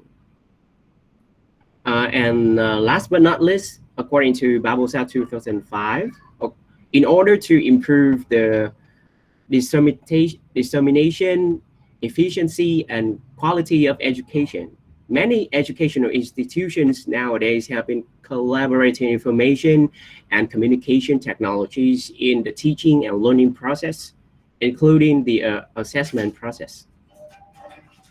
And the next theme is for Quizzy. For Quizzy, we have definition of Quizzy, features of Quizzies, advantages of Quizzy, and the limitation of Quizzies. So first of all, withdraw from Quizzy's website. The app was created in 2015 by two Indian teachers, Ankit and Deepak, who designed the system considering their background teaching mathematics at a school in Bangalore, India. Nowadays, Quizzy is used by millions of teachers and students in more than 100 countries and has offices in Bangalore and Santa Monica, United States. And according to Chow 2019, Quizzy is an educational game-based app which allows multiple player activities in simultaneous and converts classroom exercises into a more interactive and fun experience. When using Quizzy, students can apply the knowledge applied in the classroom, recurring to their own electronic devices.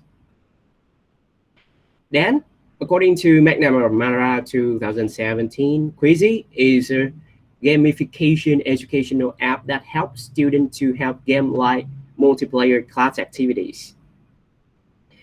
Basuki and Hidayati 2019 believe that Quizzy is a fun multiplayer game platform or application classroom activity for quiz games in which students become the controller of their pace of game classroom activity. And for the features of Quizzy, Chow 2019 stated Quizzy has game features such as avatars, thematic environments, memes, and music, which brings fun into the learning process. It allows students to compete with each other by motivating them to study. This is because they can take the test in the classroom while seeing their ranking in real time. On the other hand, teachers can monitor the whole process and download the student progress report when the test is completed, so they can assess each individual's performance. The use of this application helps to stimulate students' interest and improves involvement in the classroom.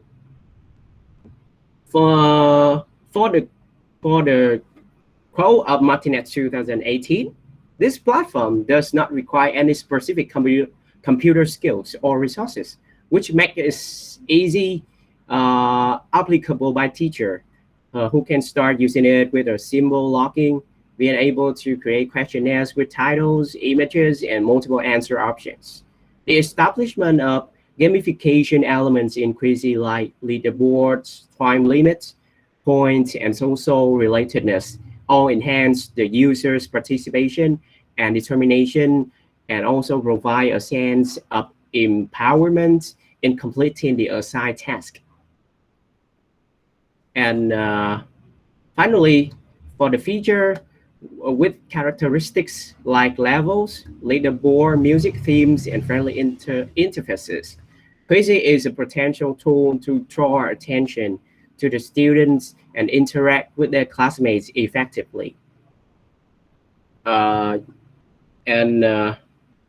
for the advantages of Quizzy, Junior 2020 state that it is a multi-platform system which can be used in computer labs, conventional computers, or through mobile devices, or aka cell phones or tablets.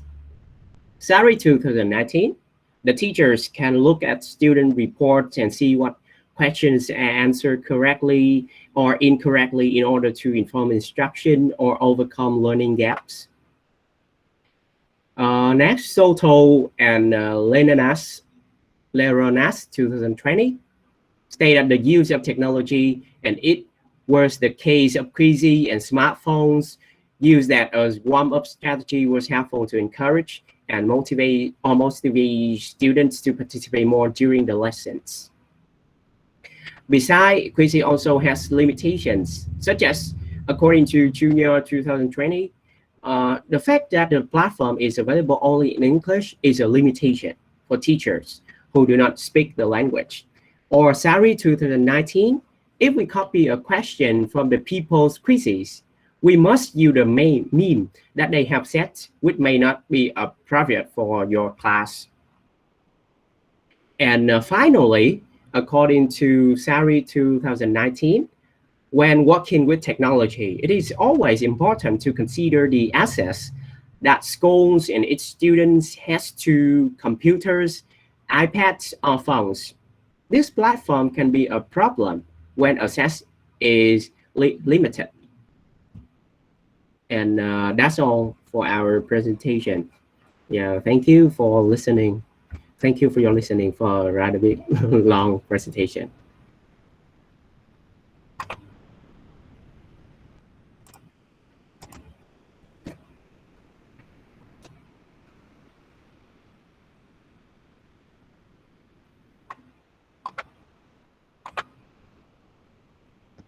Thank you, Mr. Lin. And Thầy Nguyên, you are going to speak up or what?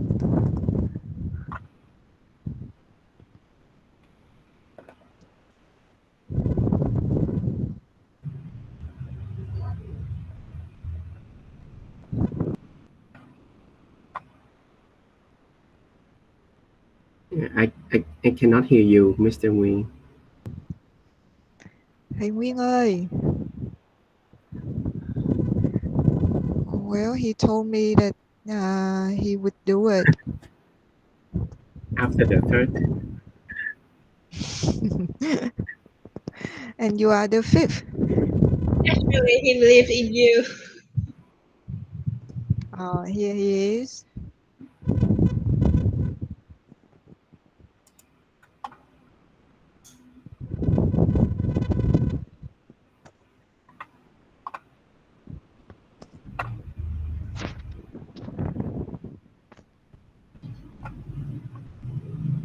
Hello, Thầy Nguyên.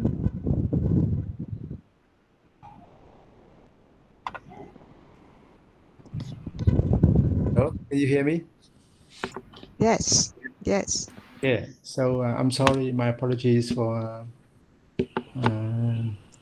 not being able to join you since the beginning. So I would like to continue to give comments on the presentation by group number 5, right? On assessment. Okay, so again, the very important thing is to identify the topic of your research. So I think it's obvious. So your research is about what, Mr. Lin? So can you say immediately? It's about two words. What is it? What I? Yeah, it's about formative assessment. Okay, so maybe it's about assessment, or which is the general one, or you can say it's about formative assessment, and then the controlling idea here, maybe one or two. So how many controlling ideas?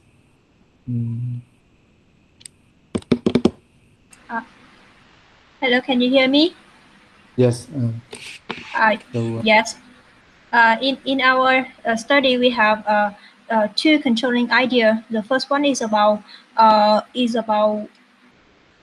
formative assessment, and the second one is the use of quizzing. No, formative assessment, as mentioned by Mr. Lin a while ago, is formative assessment. So that's the topic. Okay. Now we have the general one as the topic, and now you want to support that topic by having controlling ideas. Okay, so we use controlling ideas to support the one topic. So what are the controlling ideas? So formative assessment is the topic. It's not. It's not again. No. It can be again the controlling idea. Okay. So Lee or Litten, what is the controlling idea? It's not formative assessment. Yes, the controlling ideas of our study is using quizzes. Okay, Yeah. using quizzes. So maybe in the literature, first of all, you define formative assessment, and then according to the definition of formative assessment, so we learn that quizzes is just one of the formative assessment tools. Okay, right? Quizzes is just one of the tools in formative Yes. assessment. Okay, Yes. so it means that you don't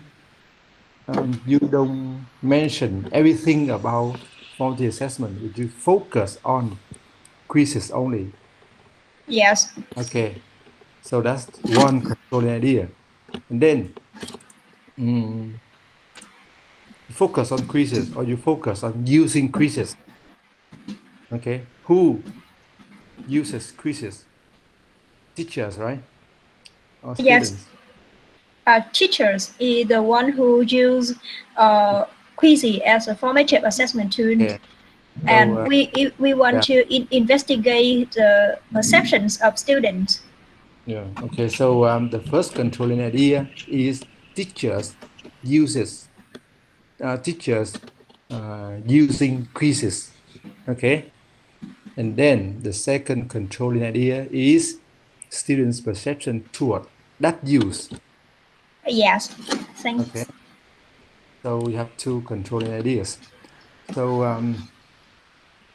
obviously, according to the research title, okay, as the readers, we expect to see in the conclusion, okay, what you conclude as students' perceptions. Okay, is it clear, everyone? As the reader, what I expect to see in the conclusion, okay,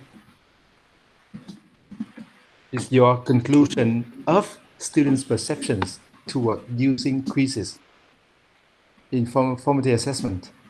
Okay, so the most important one is your conclusion of students' perceptions. Is it clear? The most important one is your conclusion, okay, of students' perceptions. Sorry. Yes. Okay, so the findings of your study are students' perceptions. So maybe you have 5 findings. So those 5 findings are the 5 perceptions.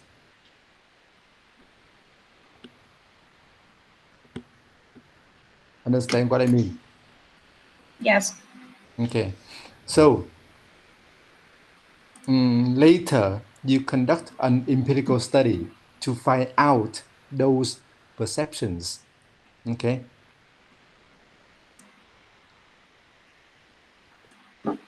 Understand what I mean? In your empirical study, you be able to find out students' perceptions based on the data you collect. Okay, so you collect data from the questionnaire, or you collect data from the interview, or you collect data from observation, in order to conclude students' perception, in order to find out students' perceptions. Okay, it means that in the questionnaires, you have to include students' perceptions. In the interview, you also ask about perceptions. in your observation, you also observe students' perception, and maybe it's very difficult to observe student perception. So ignore this one, disregard this one. Don't try to observe students' perceptions. Okay, so it means that you only use questionnaire and Face-to-face interview. Yes. yes, in order to find out Yes. okay students' perceptions. Okay, yes. So We you have will. to include, you have to include perceptions in the questionnaire. You have to ask about perceptions in the interview. Okay, is it clear? Yes. Okay, so you can conclude perceptions. Okay, but before your empirical study, you review literature, and in the literature, okay, in the literature, previous authors already mentioned students' perceptions. Okay, in literature, previous authors already mentioned students' perceptions. Okay, Yes. and then the literature already supports your findings to some extent already. Okay, so you know Yes. your findings are students' perceptions, and you will later support the findings by the data. But in the literature review, okay, you can support the findings to some extent already. Okay, so when I look at your literature, I am convinced to some extent. You are able to convince me with your findings to some extent, because in the literature you mentioned students' perceptions toward using quizzes as a formative assessment tool already in literature review. So I would like you to highlight the worst perceptions in the literature review. Okay, what are students' perceptions mentioned by previous authors? Okay, what are students' perceptions mentioned by previous authors in the literature review? So I want to see that one. I want you to highlight that one in the literature review. So now let's look at the research aim. So the study is aimed at investigating effectiveness of online. Okay, so how can you measure effectiveness here? You use students' perceptions to measure effectiveness. Okay. Okay. Yeah. Yes. To measure, we use pro-test and post-test of their English results. Yes, English course. Okay. So After, you use yes. an experimental study, right? Yes, we use mixed methods, and to measure the effectiveness, we use quantitative, and we conduct experimental, quasi-experimental. Okay. Okay. So first of all, you investigate the effectiveness of online formative assessment. Oh, Yes. do you include online or just formative assessment in general? Remove Uh, that one. Remove the word online. Don't try to oh cover too yes. many things. Okay. A formative assessment. Too much Yes. for you. Too much for you. Yes. Okay. Okay. Thank you so much. Okay. So first of all, you investigate effectiveness of FA, not forever alone, but Yes. FA. Thank you so FA much. here. FA means The formative assessment here. Sorry. okay. Yes. So effectiveness of formative assessment is measured by what?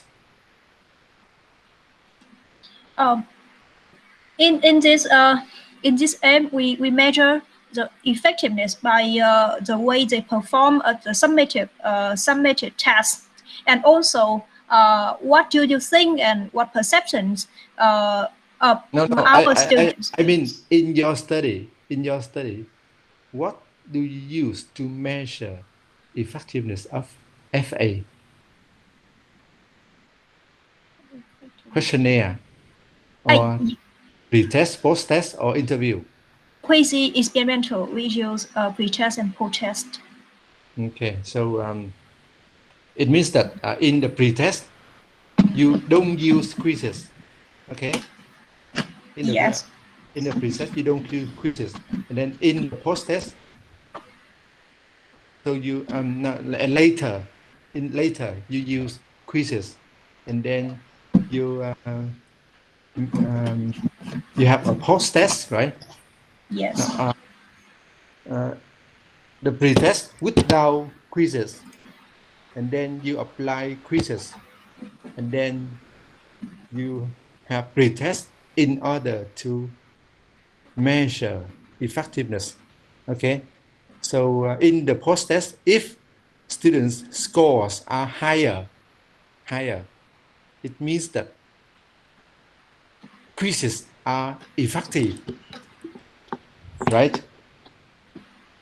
Yes. Okay, so now, so you don't investigate effectiveness of faulty assessment, but you investigate effectiveness of quizzes, of using quizzes, of quizzes. Okay. Right here, right? Right here. Of using quizzing. I mean here, in your study, you use quizzes as the treatment. Yes. Okay, so yes. No, so then in the research aims, the first one must be the effectiveness of quizzes, not effectiveness of quizzes. Yes. Sorry, effectiveness of quizzes, not effectiveness of faulty assessment. Okay, quizzes.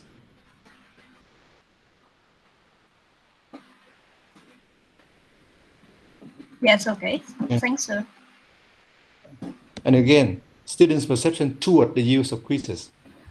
Yes. Okay, or to be safe, you can say the effectiveness of quizzes as a faulty assessment tool. Okay. Yes. Okay, to be safe, to be clear, Yes. as an FA. Okay. Okay, so then investigate effectiveness. So in order to investigate effectiveness, so you have the pre-test and post-test, and then in the post-test, in the pre-test, you don't use quizzes, right?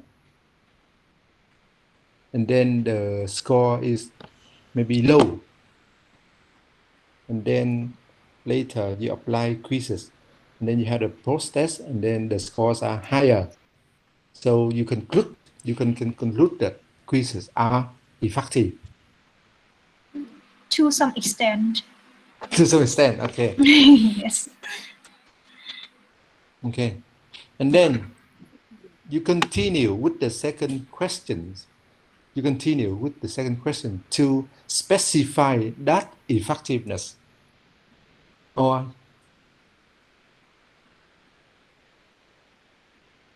you find out the effects.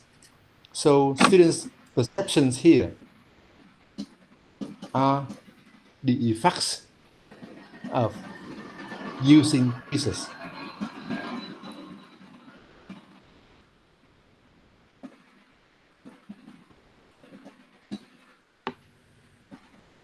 Okay, so we have to now again in the first aim, you just measure whether quizzes are effective or not, and with the second aim, you specify that effectiveness. Okay. Yes. So when you understand students' perceptions, it means that you can specify that effectiveness. For example, students perceive that quizzes can help them understand difficult words. For example, because in formal assessment, you use quizzes to teach vocab, for example, right? use quizzes to teach vocab. And then by using quizzes, okay, teachers can help students to understand or remember vocab in the lesson. Okay, so that's the first perception, and that's also the first effect. That's the first effect. Okay. Positively, they positively perceive that quizzes can help them to remember and understand vocab. Okay, so that's the first effect. So technically, students' perceptions are the effects of using quizzes. Okay, so then you have the two research questions. What is the effect of using? And then what are students' perception toward? But then in order to answer the first research question, you use pre-test and post-test, right? Yes. Okay. In order to answer the second research question, so you have to find. In order to answer the second research question, you have to find out effects. How can you answer the second research question? What instrument do you use?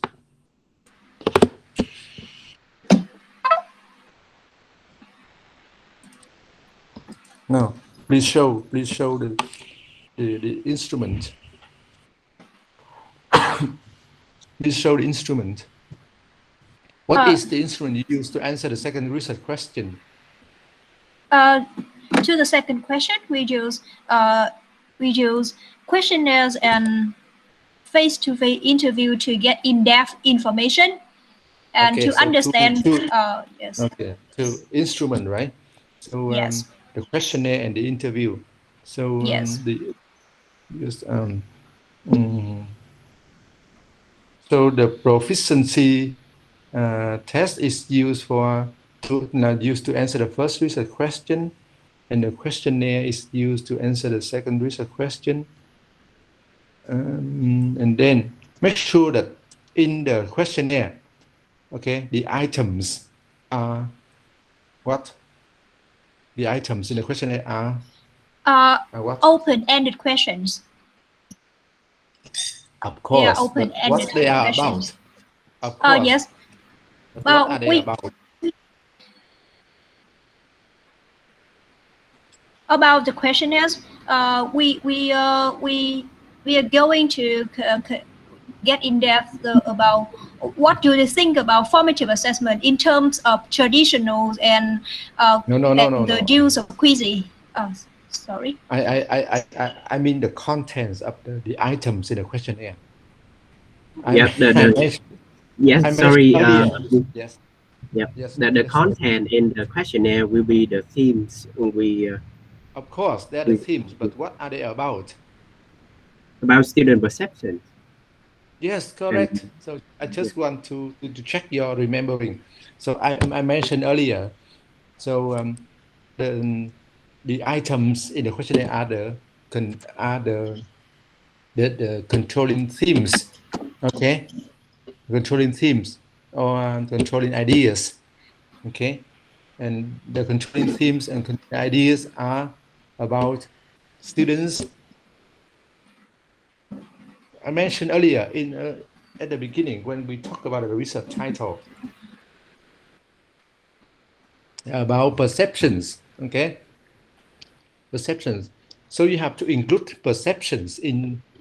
Now you have to include perceptions as the items in the questionnaire. Okay, is it clear? Yes.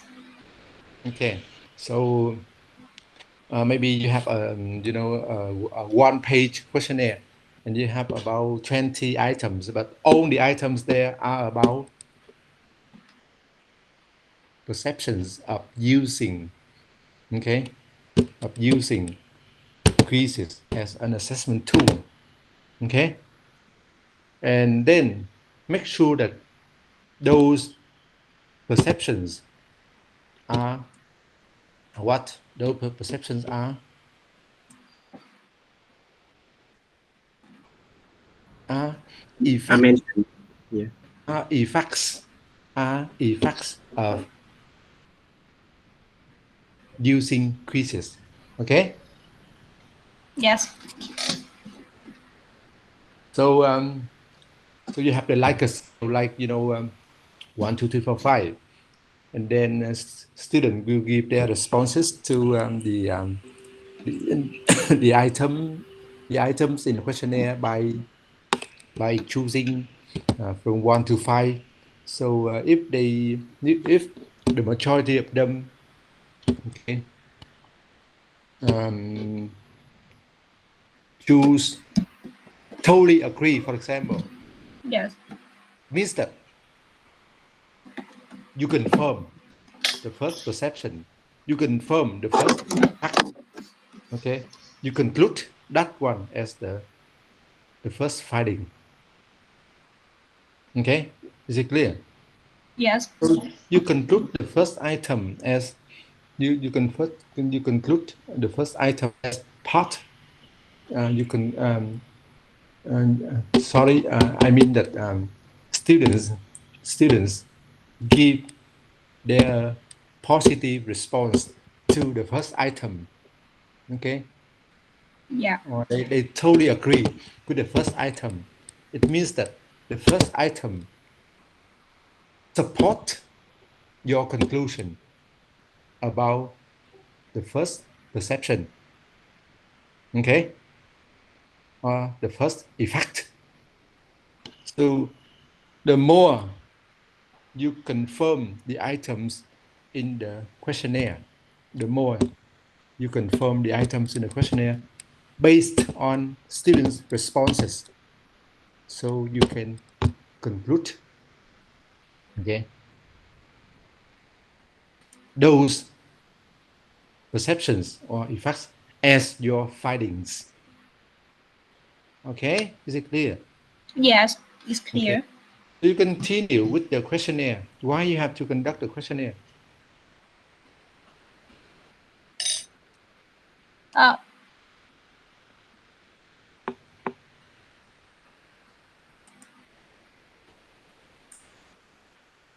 sorry, can you repeat your question? Because I No, can't hear you clearly. because you can confirm the perceptions or the effects of using quizzes by using the questionnaire already. Yes. Okay? Why you still have to use interview?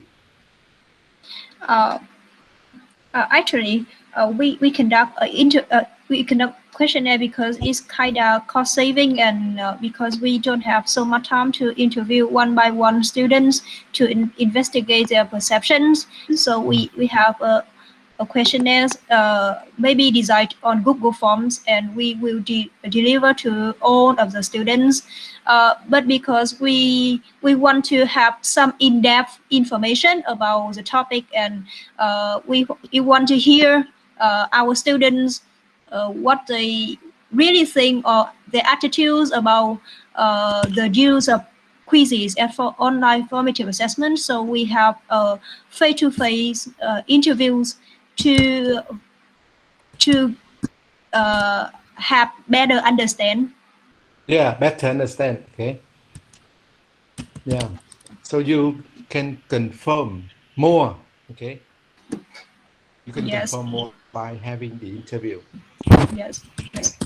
But because we don't have time, so we cannot conduct face-to-face interviews for all of the participants. So we Of have course, to of course. conduct. Don't Yes. don't be that ambitious. You Yes. cannot. You cannot. No way. So so then now how many participants in your I mean survey?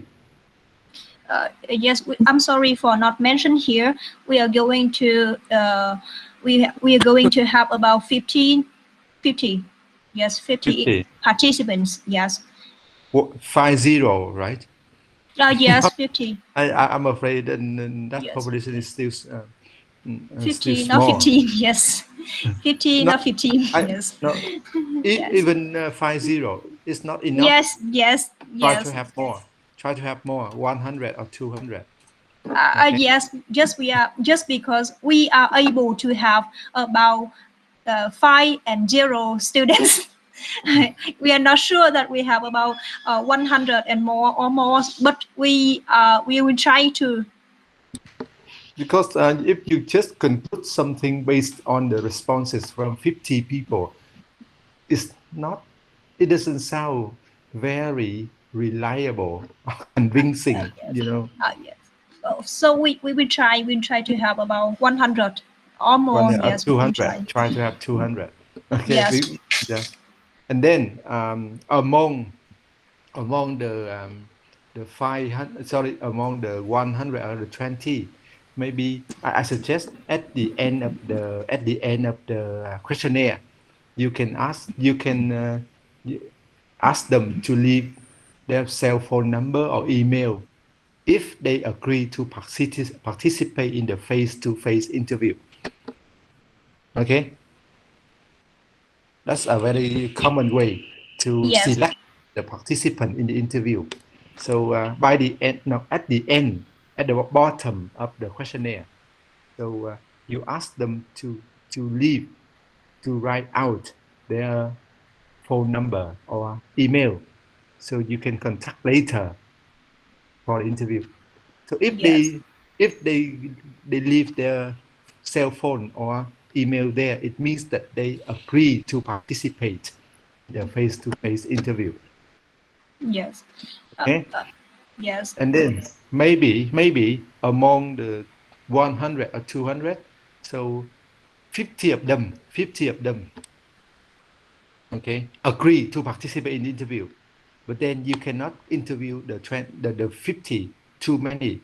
Okay, you can no way interview 50 people.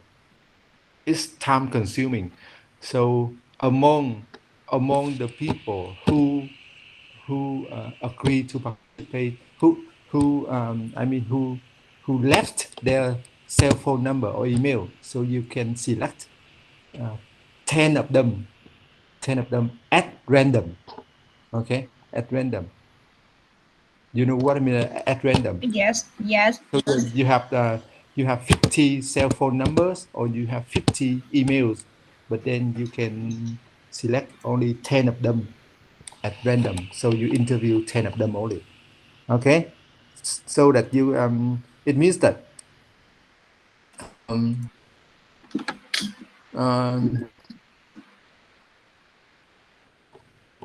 now remember, um, if you want the interview to confirm the findings from the questionnaire, make sure that the participant interviews are those who gave the positive responses to the questionnaire. So how can you select those who positively um, agree with the items in the questionnaire? How can you?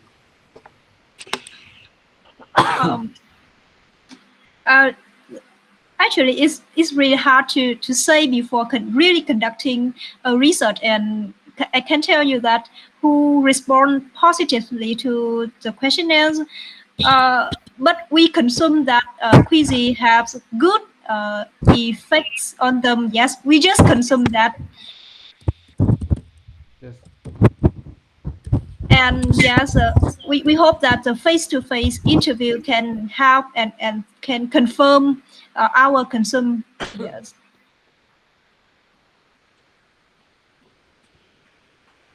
Now, so now this is my suggestion. This is my suggestion among those who left their cell phone numbers.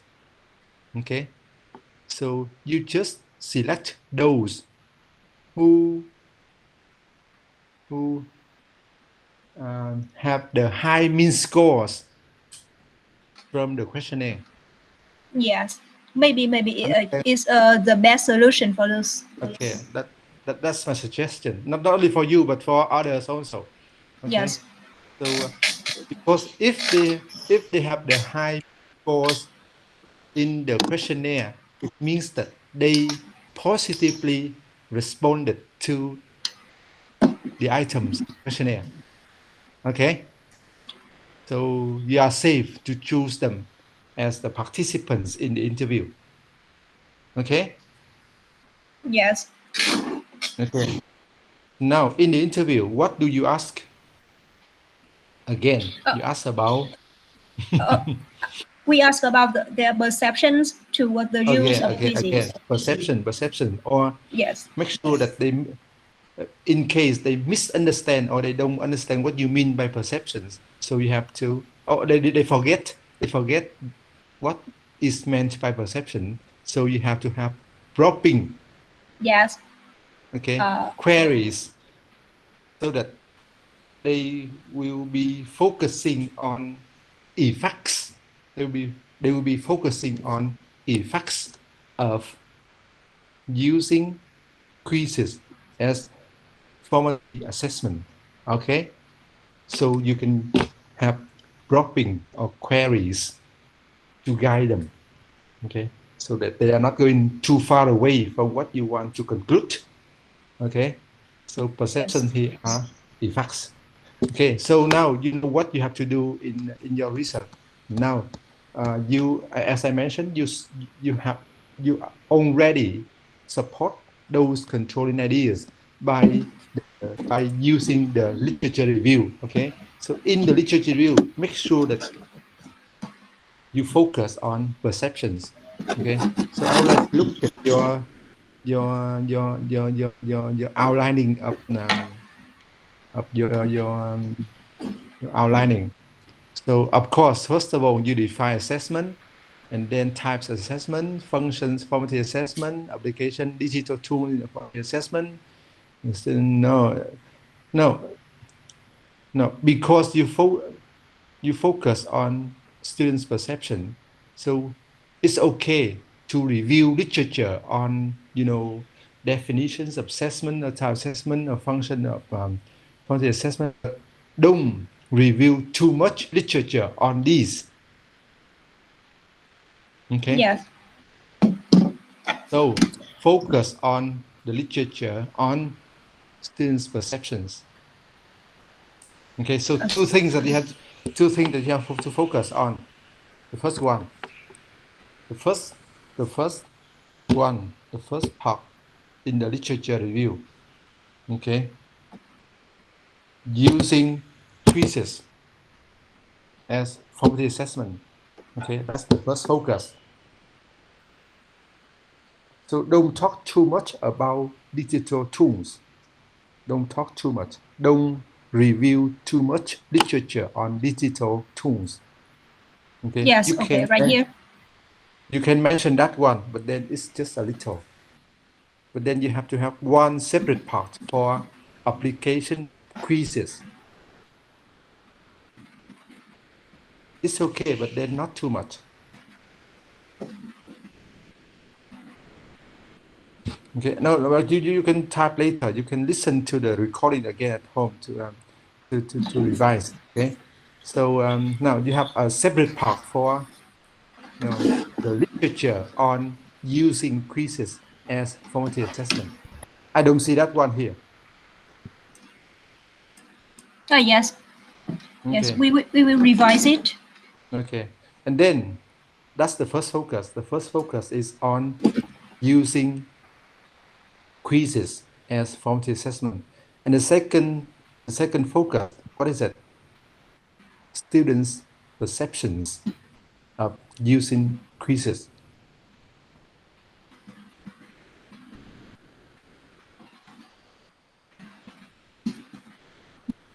So 1.5 should be in the second part. Okay, 1.5 should be in the second part.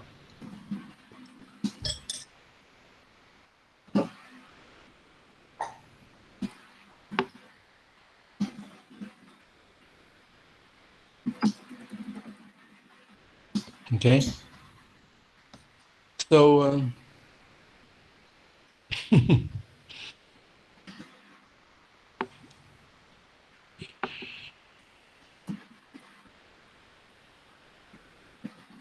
now remember, perceptions could be advantages or effects, positive Yes. effects. Okay. Okay, perception could be advantages or positive effects, and Yes. perception could be negative effects or disadvantages. But then, as I understand your paper, you focus on positive effects only, right? Or advantages only, right?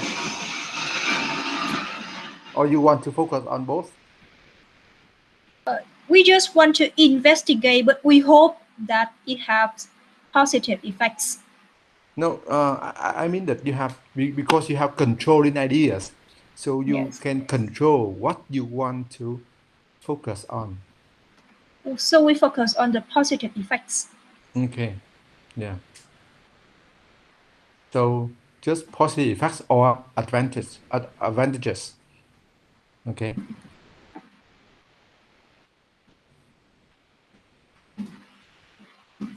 Okay.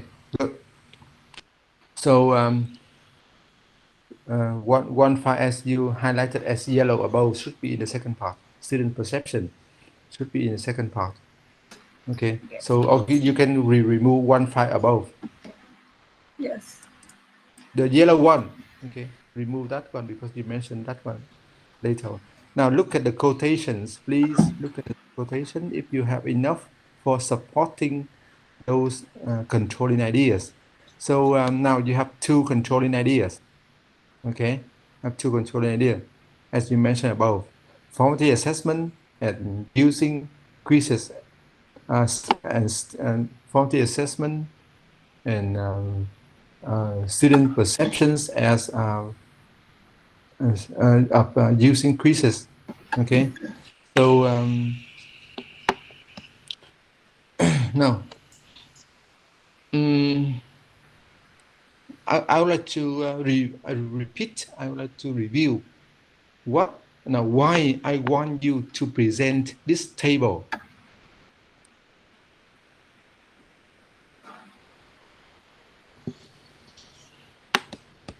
Okay, so this table is used to visually outline the controlling ideas or controlling themes that you want to conclude as the findings in your research.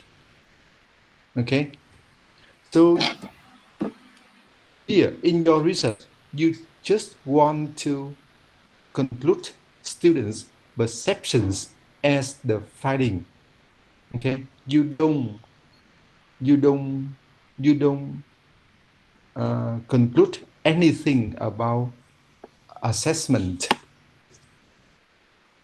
Okay, assessment is just a topic, but then you focus on students' perception of using quizzes. So focus on conclude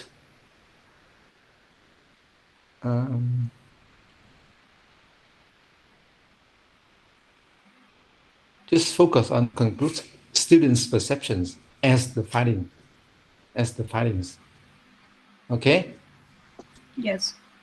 It means that now please show the quotation number 1.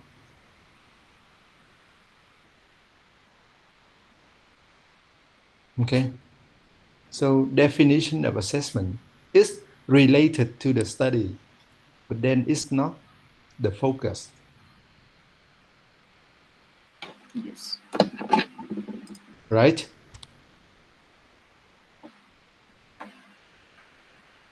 So you can review a little bit. You can review in a short paragraph in your literature review, but then it's not the one that you want to conclude as the finding. Okay? Not the finding. So you don't need to include here in this table.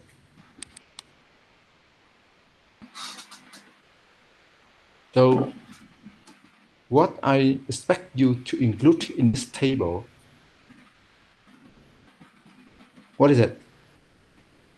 The perceptions only.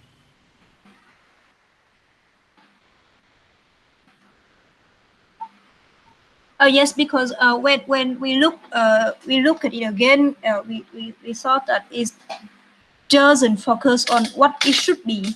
Yes, about the perceptions of students. So we will revise it to focus on what we really want to investigate. Yes. Okay, so in this table, I expect to see. In this table, I expect to see. Now, in first of all, okay, what previous authors mentioned about effectiveness of using quizzes? Okay, Yes. so you have to find out quotations related to that one, effectiveness of using quizzes. So for example,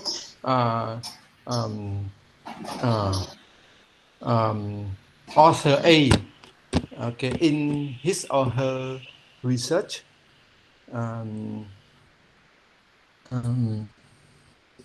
concluded the effectiveness of using quizzes.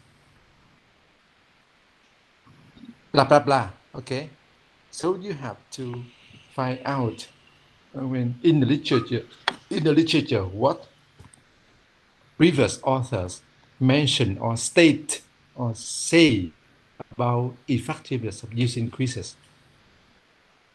Okay, so that's the first part in this table, and you have to have quotations for that's controlling theme. Okay, so if you Yes. have that part in this table, it means that you can answer the first research question to some extent. Okay, remember? Do you remember the first research question? What is Effectiveness of quizzing. effectiveness? Okay, what is, so if you have enough literature in this part, so you can answer that research question to some extent. Okay, what previous authors talk about effectiveness of quizzes, and then you can answer the first research question already to some extent, and later you conduct your own study to continue to support that research question, to answer that research question. Okay. Yes. Okay, now, so that's the first part in this tabular presentation. Okay, so I think that Q1, Q2, Q3, Q4 are related, but then not closely related to the controlling themes in Yes. order to answer the research questions. It's kind Understand? of far from our topic, right? No, it's related. So in the literature, you can in the literature you can mention these, but then very shortly. Yes. Okay, shortly, like something, like the introduction or like the general part of the literature review, but then focus on Yes. literature which answers the two research questions. Okay. Yes. Now, look, please show me Q5. Q5. Q5. What is it? Time assessment. So then it's not closely related to the research questions. Okay. So shortly. Okay. Don't focus too much on this one. Okay. Yes. Again, 7. What is it? And type. Too much on the general things. Okay. Because More Mr. on Lee the wanna show up himself, so he try to find so much quotations. No, this is very good. Literature review, but then we focus more on the second, on the two research questions. The application of digital, still general. Okay, Yes. Okay. here it's about digital. So then more on. They are okay in this table, but then shorter. don't Oh, focus yes. too much on those, but then I would like to see more on quizzes. Where? Right here. Okay, so quizzes, definition of quizzes. Okay, quizzes are clear, obvious, so no need to define anymore, and no need to review too much on this one. Yes. Okay. And then feature of quizzes, clear, obvious. Okay. Here, this one, advantages. So advantages of quizzes or effects of quizzes. Okay. Yes. Positive effects. What is it? Positive effects, or this is one of students' perception. Okay. But then before this one, so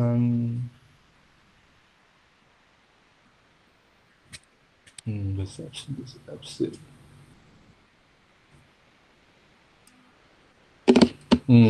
What is it? Effectiveness. Okay, so that's the first perception, right? Advantages of quizzes. Now, what is the second perception? Limitations of quizzes. So you are contradictory. A while ago, you mentioned you focus on the positive ones only. Why here, limitations of quizzes? I don't know why.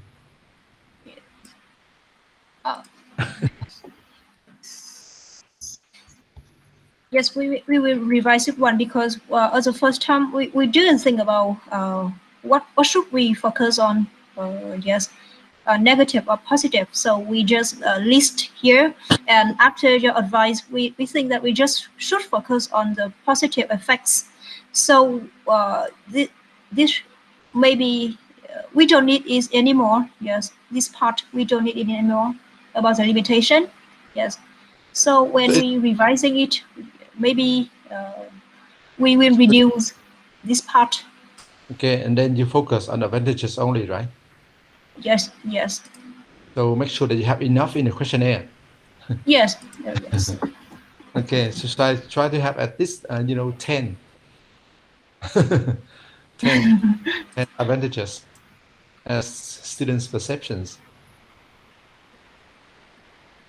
Yes, we need we need one more section that's about Maybe students' maybe perception. I suggest you have two parts in this table, and then later two parts in the questionnaire. The first part is on the effectiveness, okay, of using quizzes. So maybe you just review literature on review literature on what previous authors say about the effectiveness of using quizzes. Okay. Yes. In general. So because students' perceptions of using quizzes can be the following. The first one, using quizzes is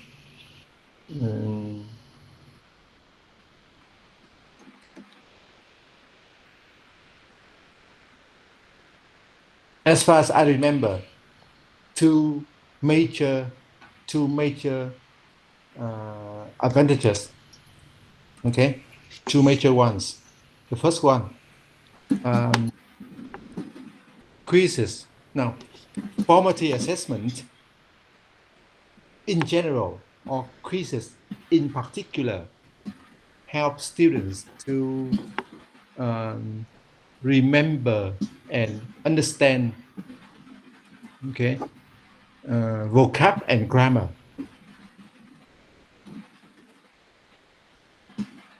Okay. Yes. That's the first advantages. Sorry, that's the first advantage. The second advantage, formative assessment in general, or quizzes in particular, help students to achieve learning outcomes. To achieve learning outcomes. Okay. Yes. That's the second one. Okay. So you have to review literature on how quizzes help students to remember and understand vocab.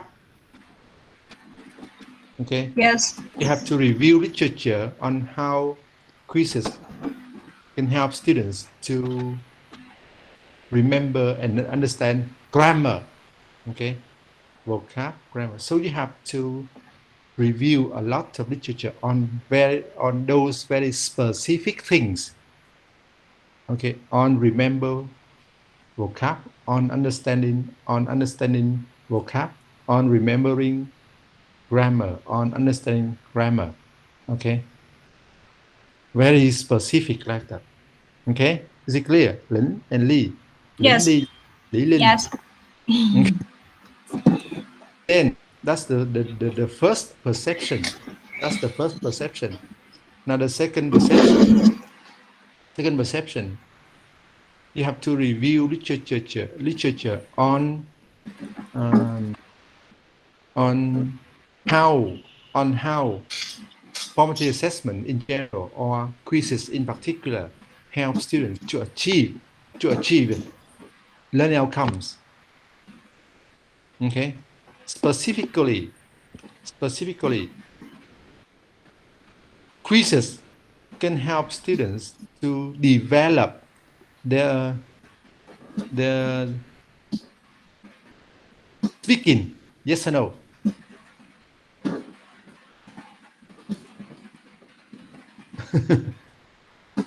Yes or no?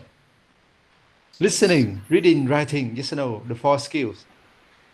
No, because quizzes focuses on grammar and vocab. Yes. Okay. Now, that's okay. But I just suggest when you have to read more at home whether Yes. Yes. whether quizzes can help to Yes. some extent or somehow to improve students' speaking performance. Thank you so much. Yes, thank Yeah. you for your advice, and we will read more. Yes. Yeah, improving their 4 skills. Okay. Now the next one, quizzes can help students to improve their critical thinking. Yeah. Okay, I suggest you have Yes. to review that one. Then, quizzes can help students to develop their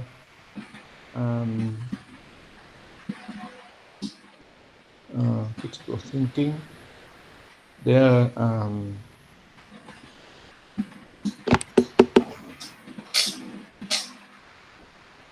now some soft skills. No, not some real life for completing some real life communicative tasks. Do you remember that one I mentioned last time? Quizzes can help students to develop some other real life tasks or abilities. Okay. Yeah. Yes or no? Yeah. So please. Okay. Like they can by using quizzes in the classroom. Teachers can help students to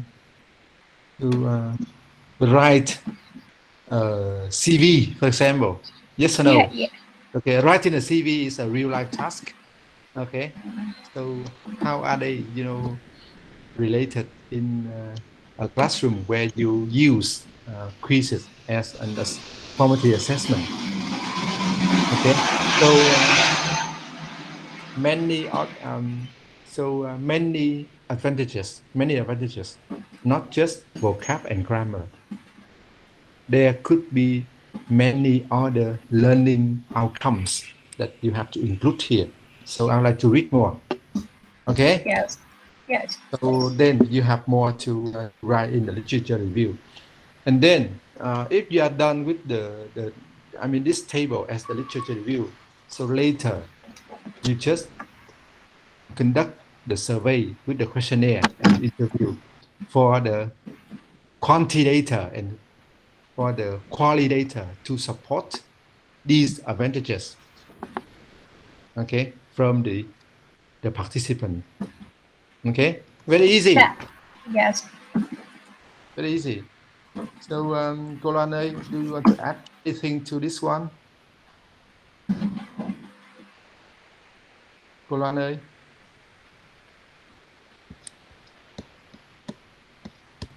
Cô Loan, Dạ, would you dạ. like to add any more to this one? I have. No. Well, you did such a wonderful job, anh Thầy Nguyên. Thank you, cô Loan. By the way, I see Hoàng Anh, no, Kim An, right? Kim An asked something about observation, right? I don't think that in this study you can use observation. It's very difficult to observe students' perception. Am I correct, Kolan? Yes. Is it possible to observe students' perceptions? Why? I don't think so. Okay, yeah, it's a very difficult task. Yeah. Yeah. That's why I think that she said that she would go for interview and Yeah. questionnaire, I think. Okay. Yeah. And another question by Kim An also. I say that I giảng that one already before. So it's whether you can interview first or you can conduct a questionnaire first. So usually you review literature, and based on the literature you can design a questionnaire, and then you conduct the interview to confirm the questionnaire. Okay, so then you can begin with the interview. Okay, an interview you ask question about the controlling themes in literature. Okay, and then when you Yes. have already confirmed the controlling themes in literature, so you can you can feel confident to design a questionnaire. Okay, so your questionnaire is what you learn from the interview. Okay, your questionnaire is designed based on what you learn from the interview. Okay.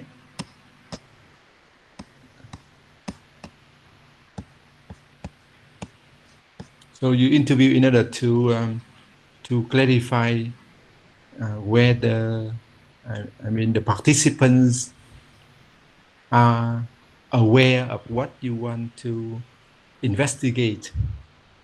Okay, if they are not aware of those, of something, so you can remove that one from the questionnaire. Don't try to include something that students are not aware of, so you cannot conclude anything. Okay, is it okay on? Yes, teacher. But can I ask you one more question?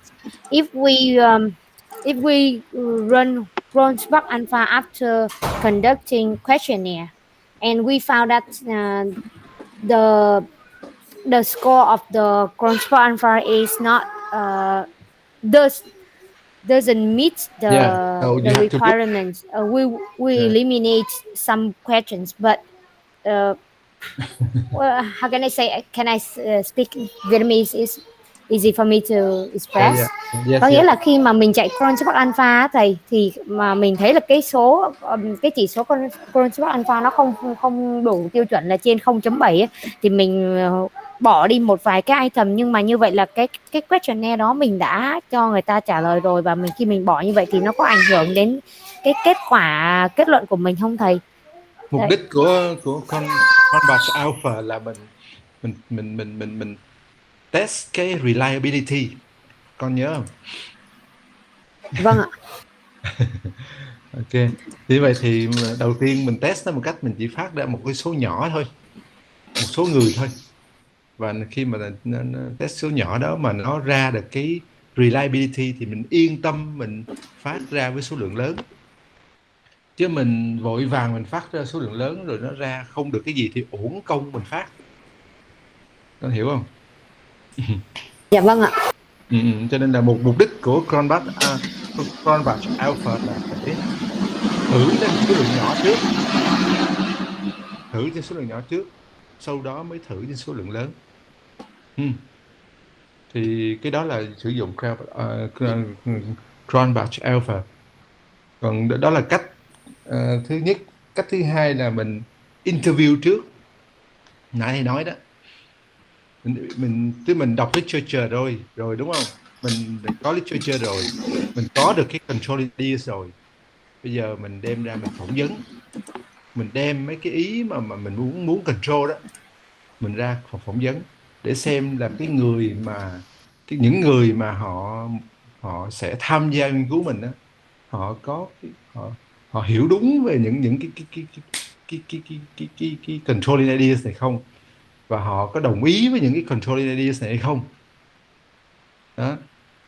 Thì như vậy thì nếu như mà mình làm phỏng vấn trước bạn hỏi đó, thì mình sẽ phỏng vấn một số trong số những người mình sẽ phát bạn hỏi. Ví dụ em phát ra 100 người 200 người, thì trước khi em phát ra 100 người đó, thì em sẽ đi phỏng vấn một số người trong số đó.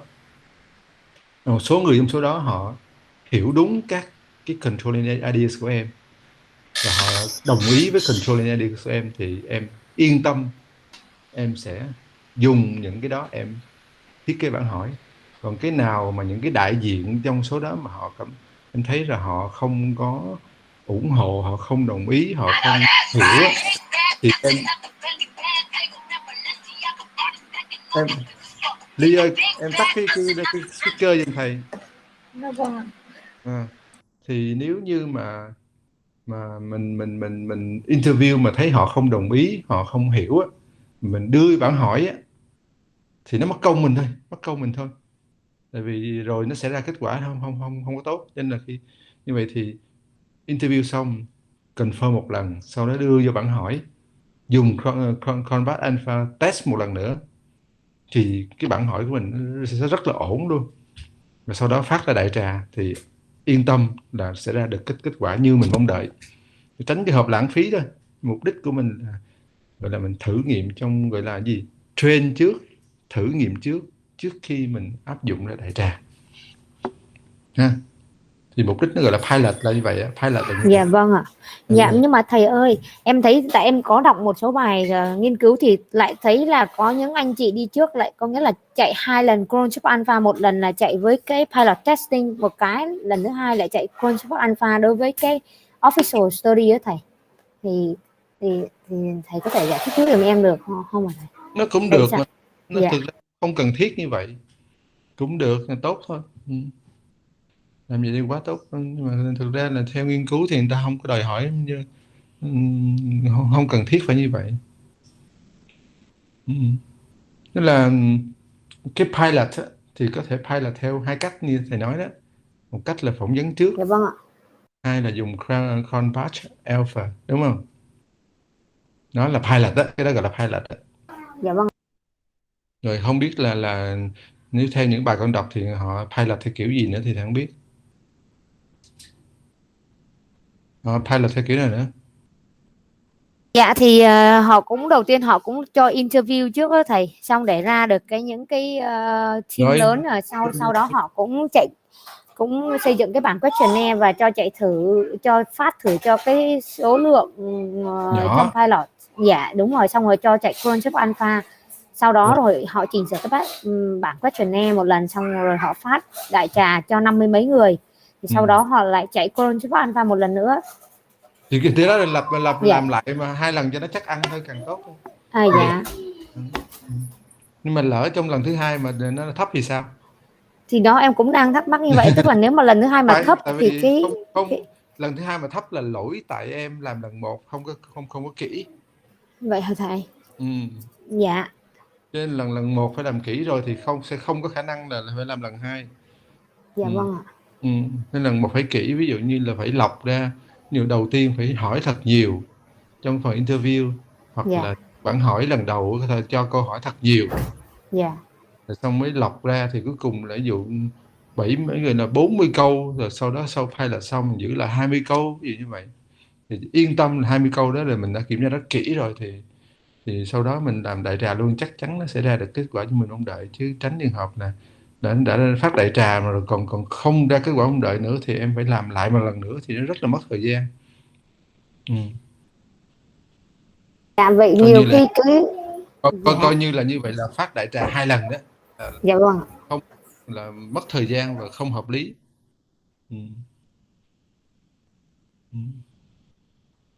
Cho nên là phải cái phần pilot đầu nó phải xong luôn.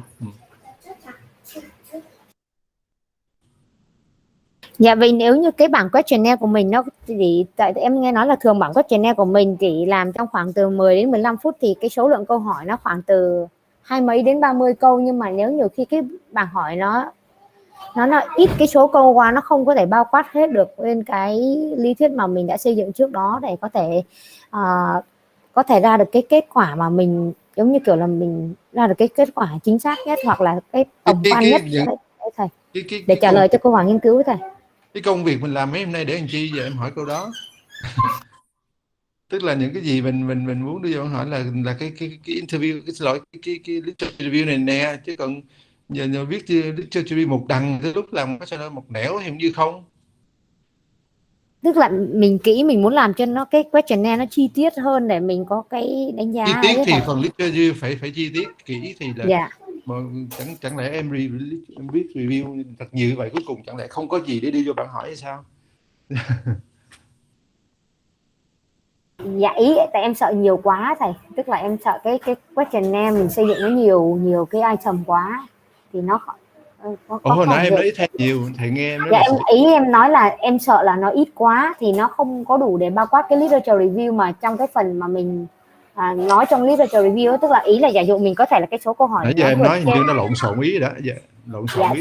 Lúc ít lúc nhiều thầy nghe không có hiểu luôn. Dạ tức là em hiện đang xây dựng cái bảng hỏi nhưng mà cái số lượng nó có vẻ hơi nhiều, có nghĩa là nó khoảng 40 mấy gần 50 câu, thì như vậy là theo cái quy định thì khoảng 20 mấy câu là được rồi, tại không nên dài quá. Thì em sợ là cái bảng hỏi mình nó nhiều câu như vậy thì có sao mà thầy?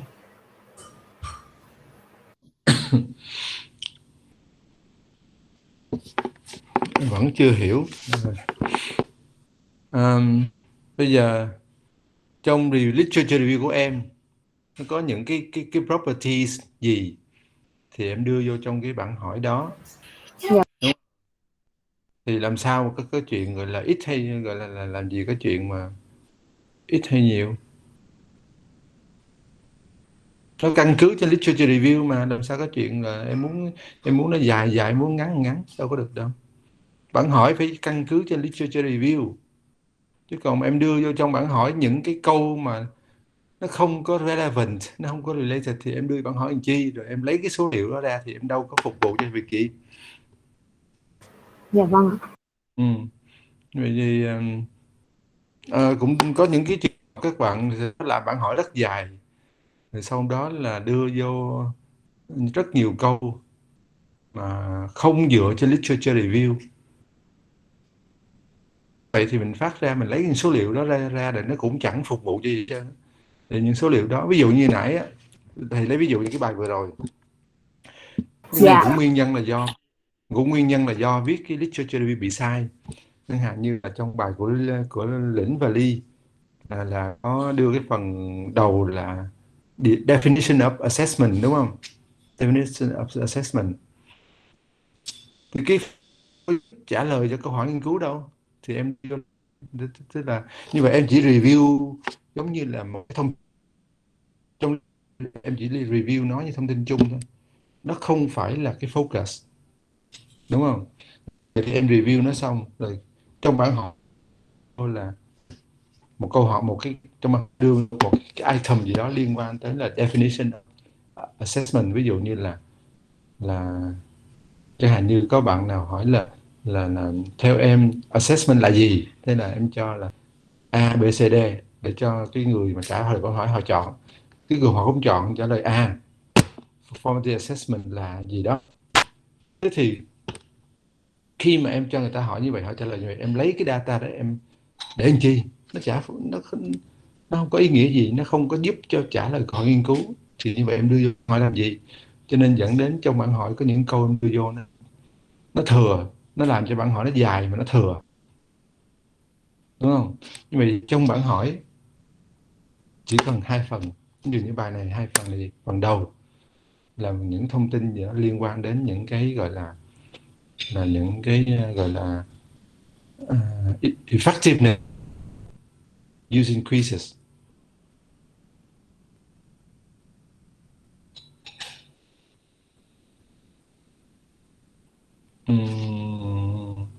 Để mà gọi là để mà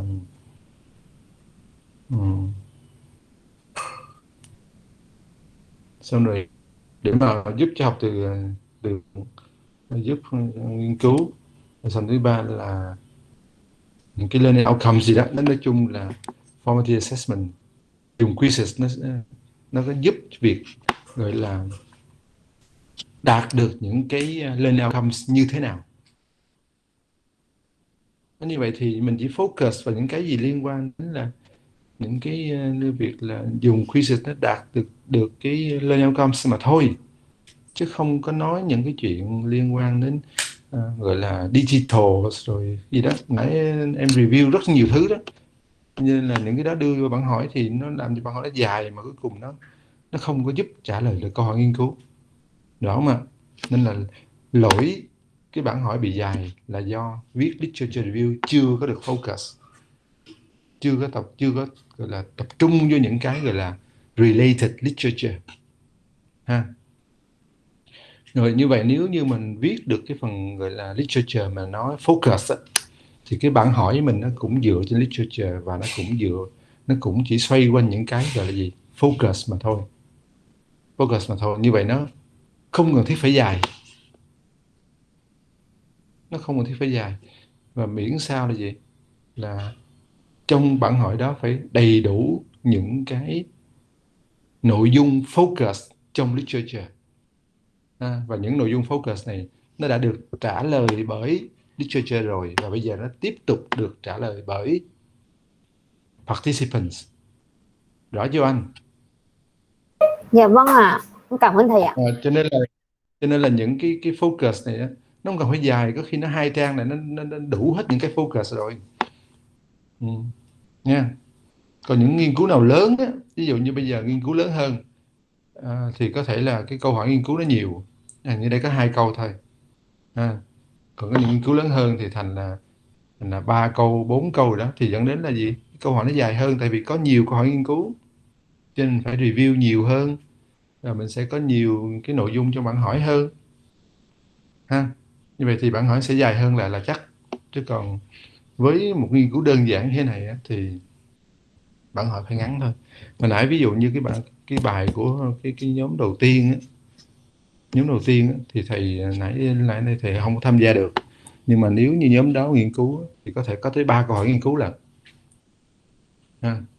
nhóm đầu tiên là về gì quên rồi.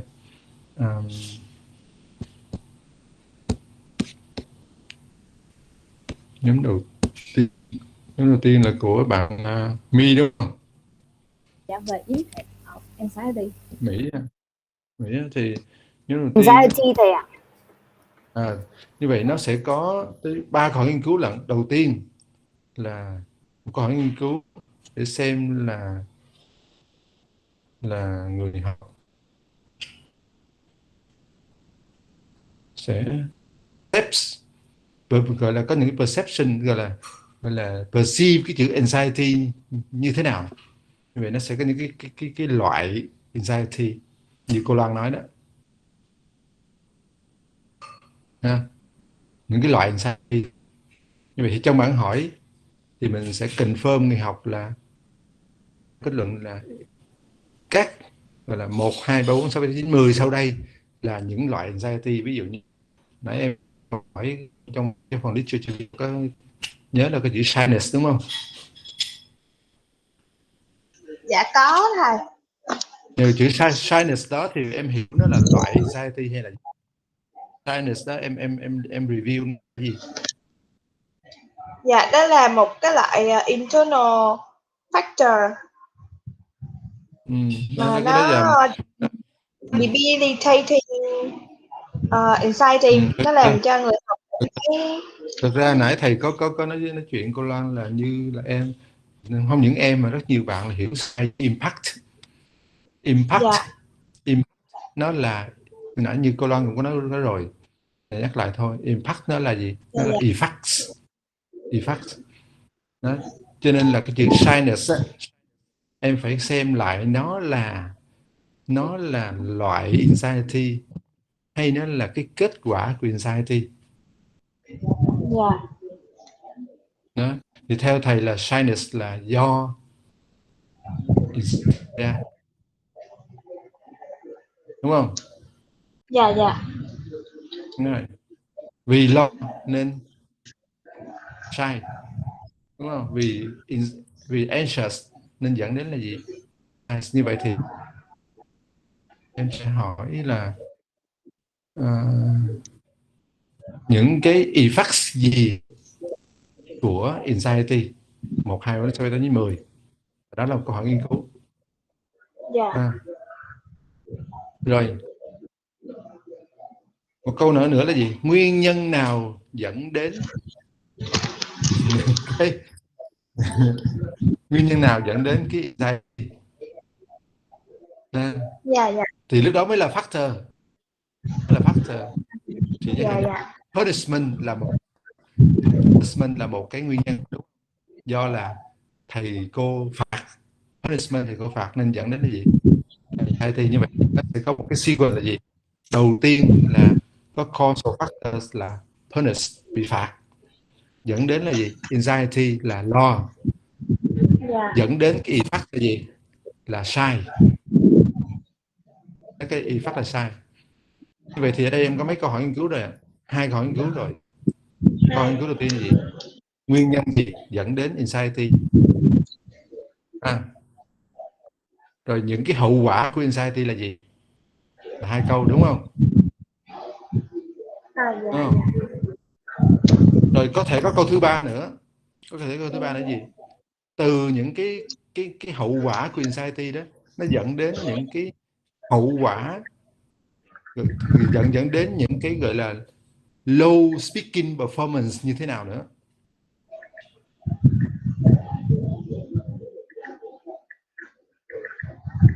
Ha. Đó, câu hỏi thứ ba là khi các bạn nói thì cái performance các bạn nó không được tốt. Ha. Thì vậy em phân biệt 2 cái effect. Effect 1 là effect của anxiety. Effect 2 là effect liên quan tới speaking.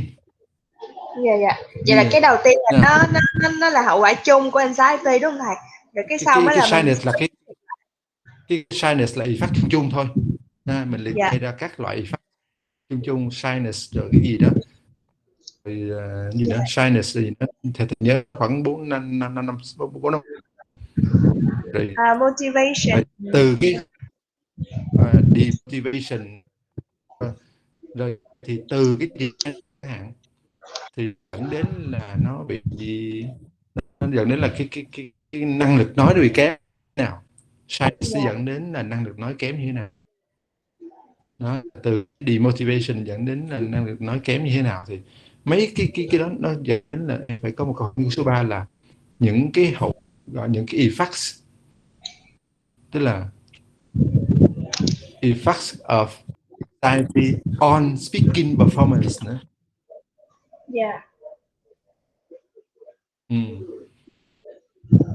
dạ vậy rồi thì em theo thầy á, là có dạ đó, theo thầy 3 câu hỏi nghiên cứu. Một là dạ các nguyên nhân nào dẫn đến anxiety. Câu hỏi số 2 là các loại anxiety Các loại anxiety, sadness là một loại, sadness là một loại anxiety. Thứ ba là gì? Các hậu quả, các cái hệ quả on speaking performance. Là 3 câu. Như vậy cái bạn hỏi của em sẽ phức tạp hơn, là nó 3 phần. Và nó sẽ dài hơn những bạn. Ok. Vậy là Rồi. cái tool của mình tụi em làm chủ yếu là questionnaire thầy. Đó thì questionnaire thì nếu mà chỉ questionnaire thì dùng phải số lượng nhiều nhé, càng nhiều càng tốt. Còn nếu ai không có được số lượng nhiều thì dùng thêm interview để mà cho cái kết luận nó convincing hơn. Còn nếu dùng gọi là quantity thôi thì để cho cái kết luận mình nó convincing thì em phải có số lượng thật nhiều. Dạ, số 6.000 lượng người khoảng càng tốt. 6.000 người đó thầy. Hả? Cố gắng cố gắng tìm Dễ 6.000 thôi, người. vậy 6.000 người chắc hết trường luôn quá thầy ơi. nhiều. Nhưng sao mà lấy Hỏi cô 6.000 Loan xem cô Loan có giới thiệu được thêm cho mấy ngàn. Rồi như vậy thì hôm nay thì mình dừng nhóm số 5 đúng không? Hết chưa vậy? Hết chưa? Duy ơi, Duy, hết chưa? Dạ em nghe thầy. Dạ còn nhóm cuối thầy ơi. Dạ còn một nhóm số 6 thầy ạ. Rồi nhóm cuối thôi để thầy dạ. thứ 6 thì thầy sẽ linh hoạt gặp riêng sau cũng được. Vì chúng ta chỉ còn có một buổi và một buổi dự phòng nữa thôi.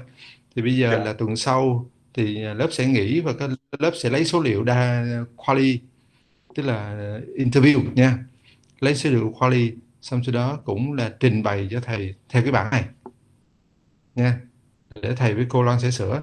Như vậy thì do là thầy nghe các bạn than là đang có rất nhiều deadline để đang bận vậy đó, thì tuần sau chưa có ready thì tuần sau chúng ta nghỉ, tuần sau nữa là các bạn sẽ trình bày cái quality data nha, được không? Dạ vậy mình có phải nộp cho thầy trước không hả thầy? Rồi nộp trước đi cho thầy cô coi nha. Dạ vâng ạ. Thì tuần sau nghỉ thì các bạn sẽ lấy quality data, rồi xong rồi tuần sau nữa đó thì các bạn sẽ quality data để thầy cô góp ý nha. Còn trong cái tuần sau thì thầy sẽ hẹn cái nhóm cuối cùng để mà gặp ha. Ok, không cần tất cả các bạn đâu, nếu các bạn nào muốn vô thì vô, không thì thôi ha. Dạ thầy ơi, cho em hỏi cái thầy ạ. Yes. Dạ là nếu mà mình lấy những cái quote từ những cái người mà tham gia vô cái interview của mình thì mình có cần mã hóa những người đó, ví dụ ghi là person 1, person 2 hay là mình ghi tên ta ra luôn thầy, hay là không cần thiết ghi? Phải anonymous em, đừng có lộ thông tin cá nhân. Dạ, vậy là ghi anonymous 1, anonymous 2 đúng không thầy? Case 1, case 2 gì cũng được. Dạ. Em Em cứ cảm ơn làm thầy. giống là mấy đăng về các cái Covid đó. Dạ. Ca bệnh số 10.000 năm mấy rồi, hôm nay tới số mấy rồi, ca số mấy rồi. Dạ. Tức là đặt số rồi thôi nha. Dạ, em cảm ơn thầy.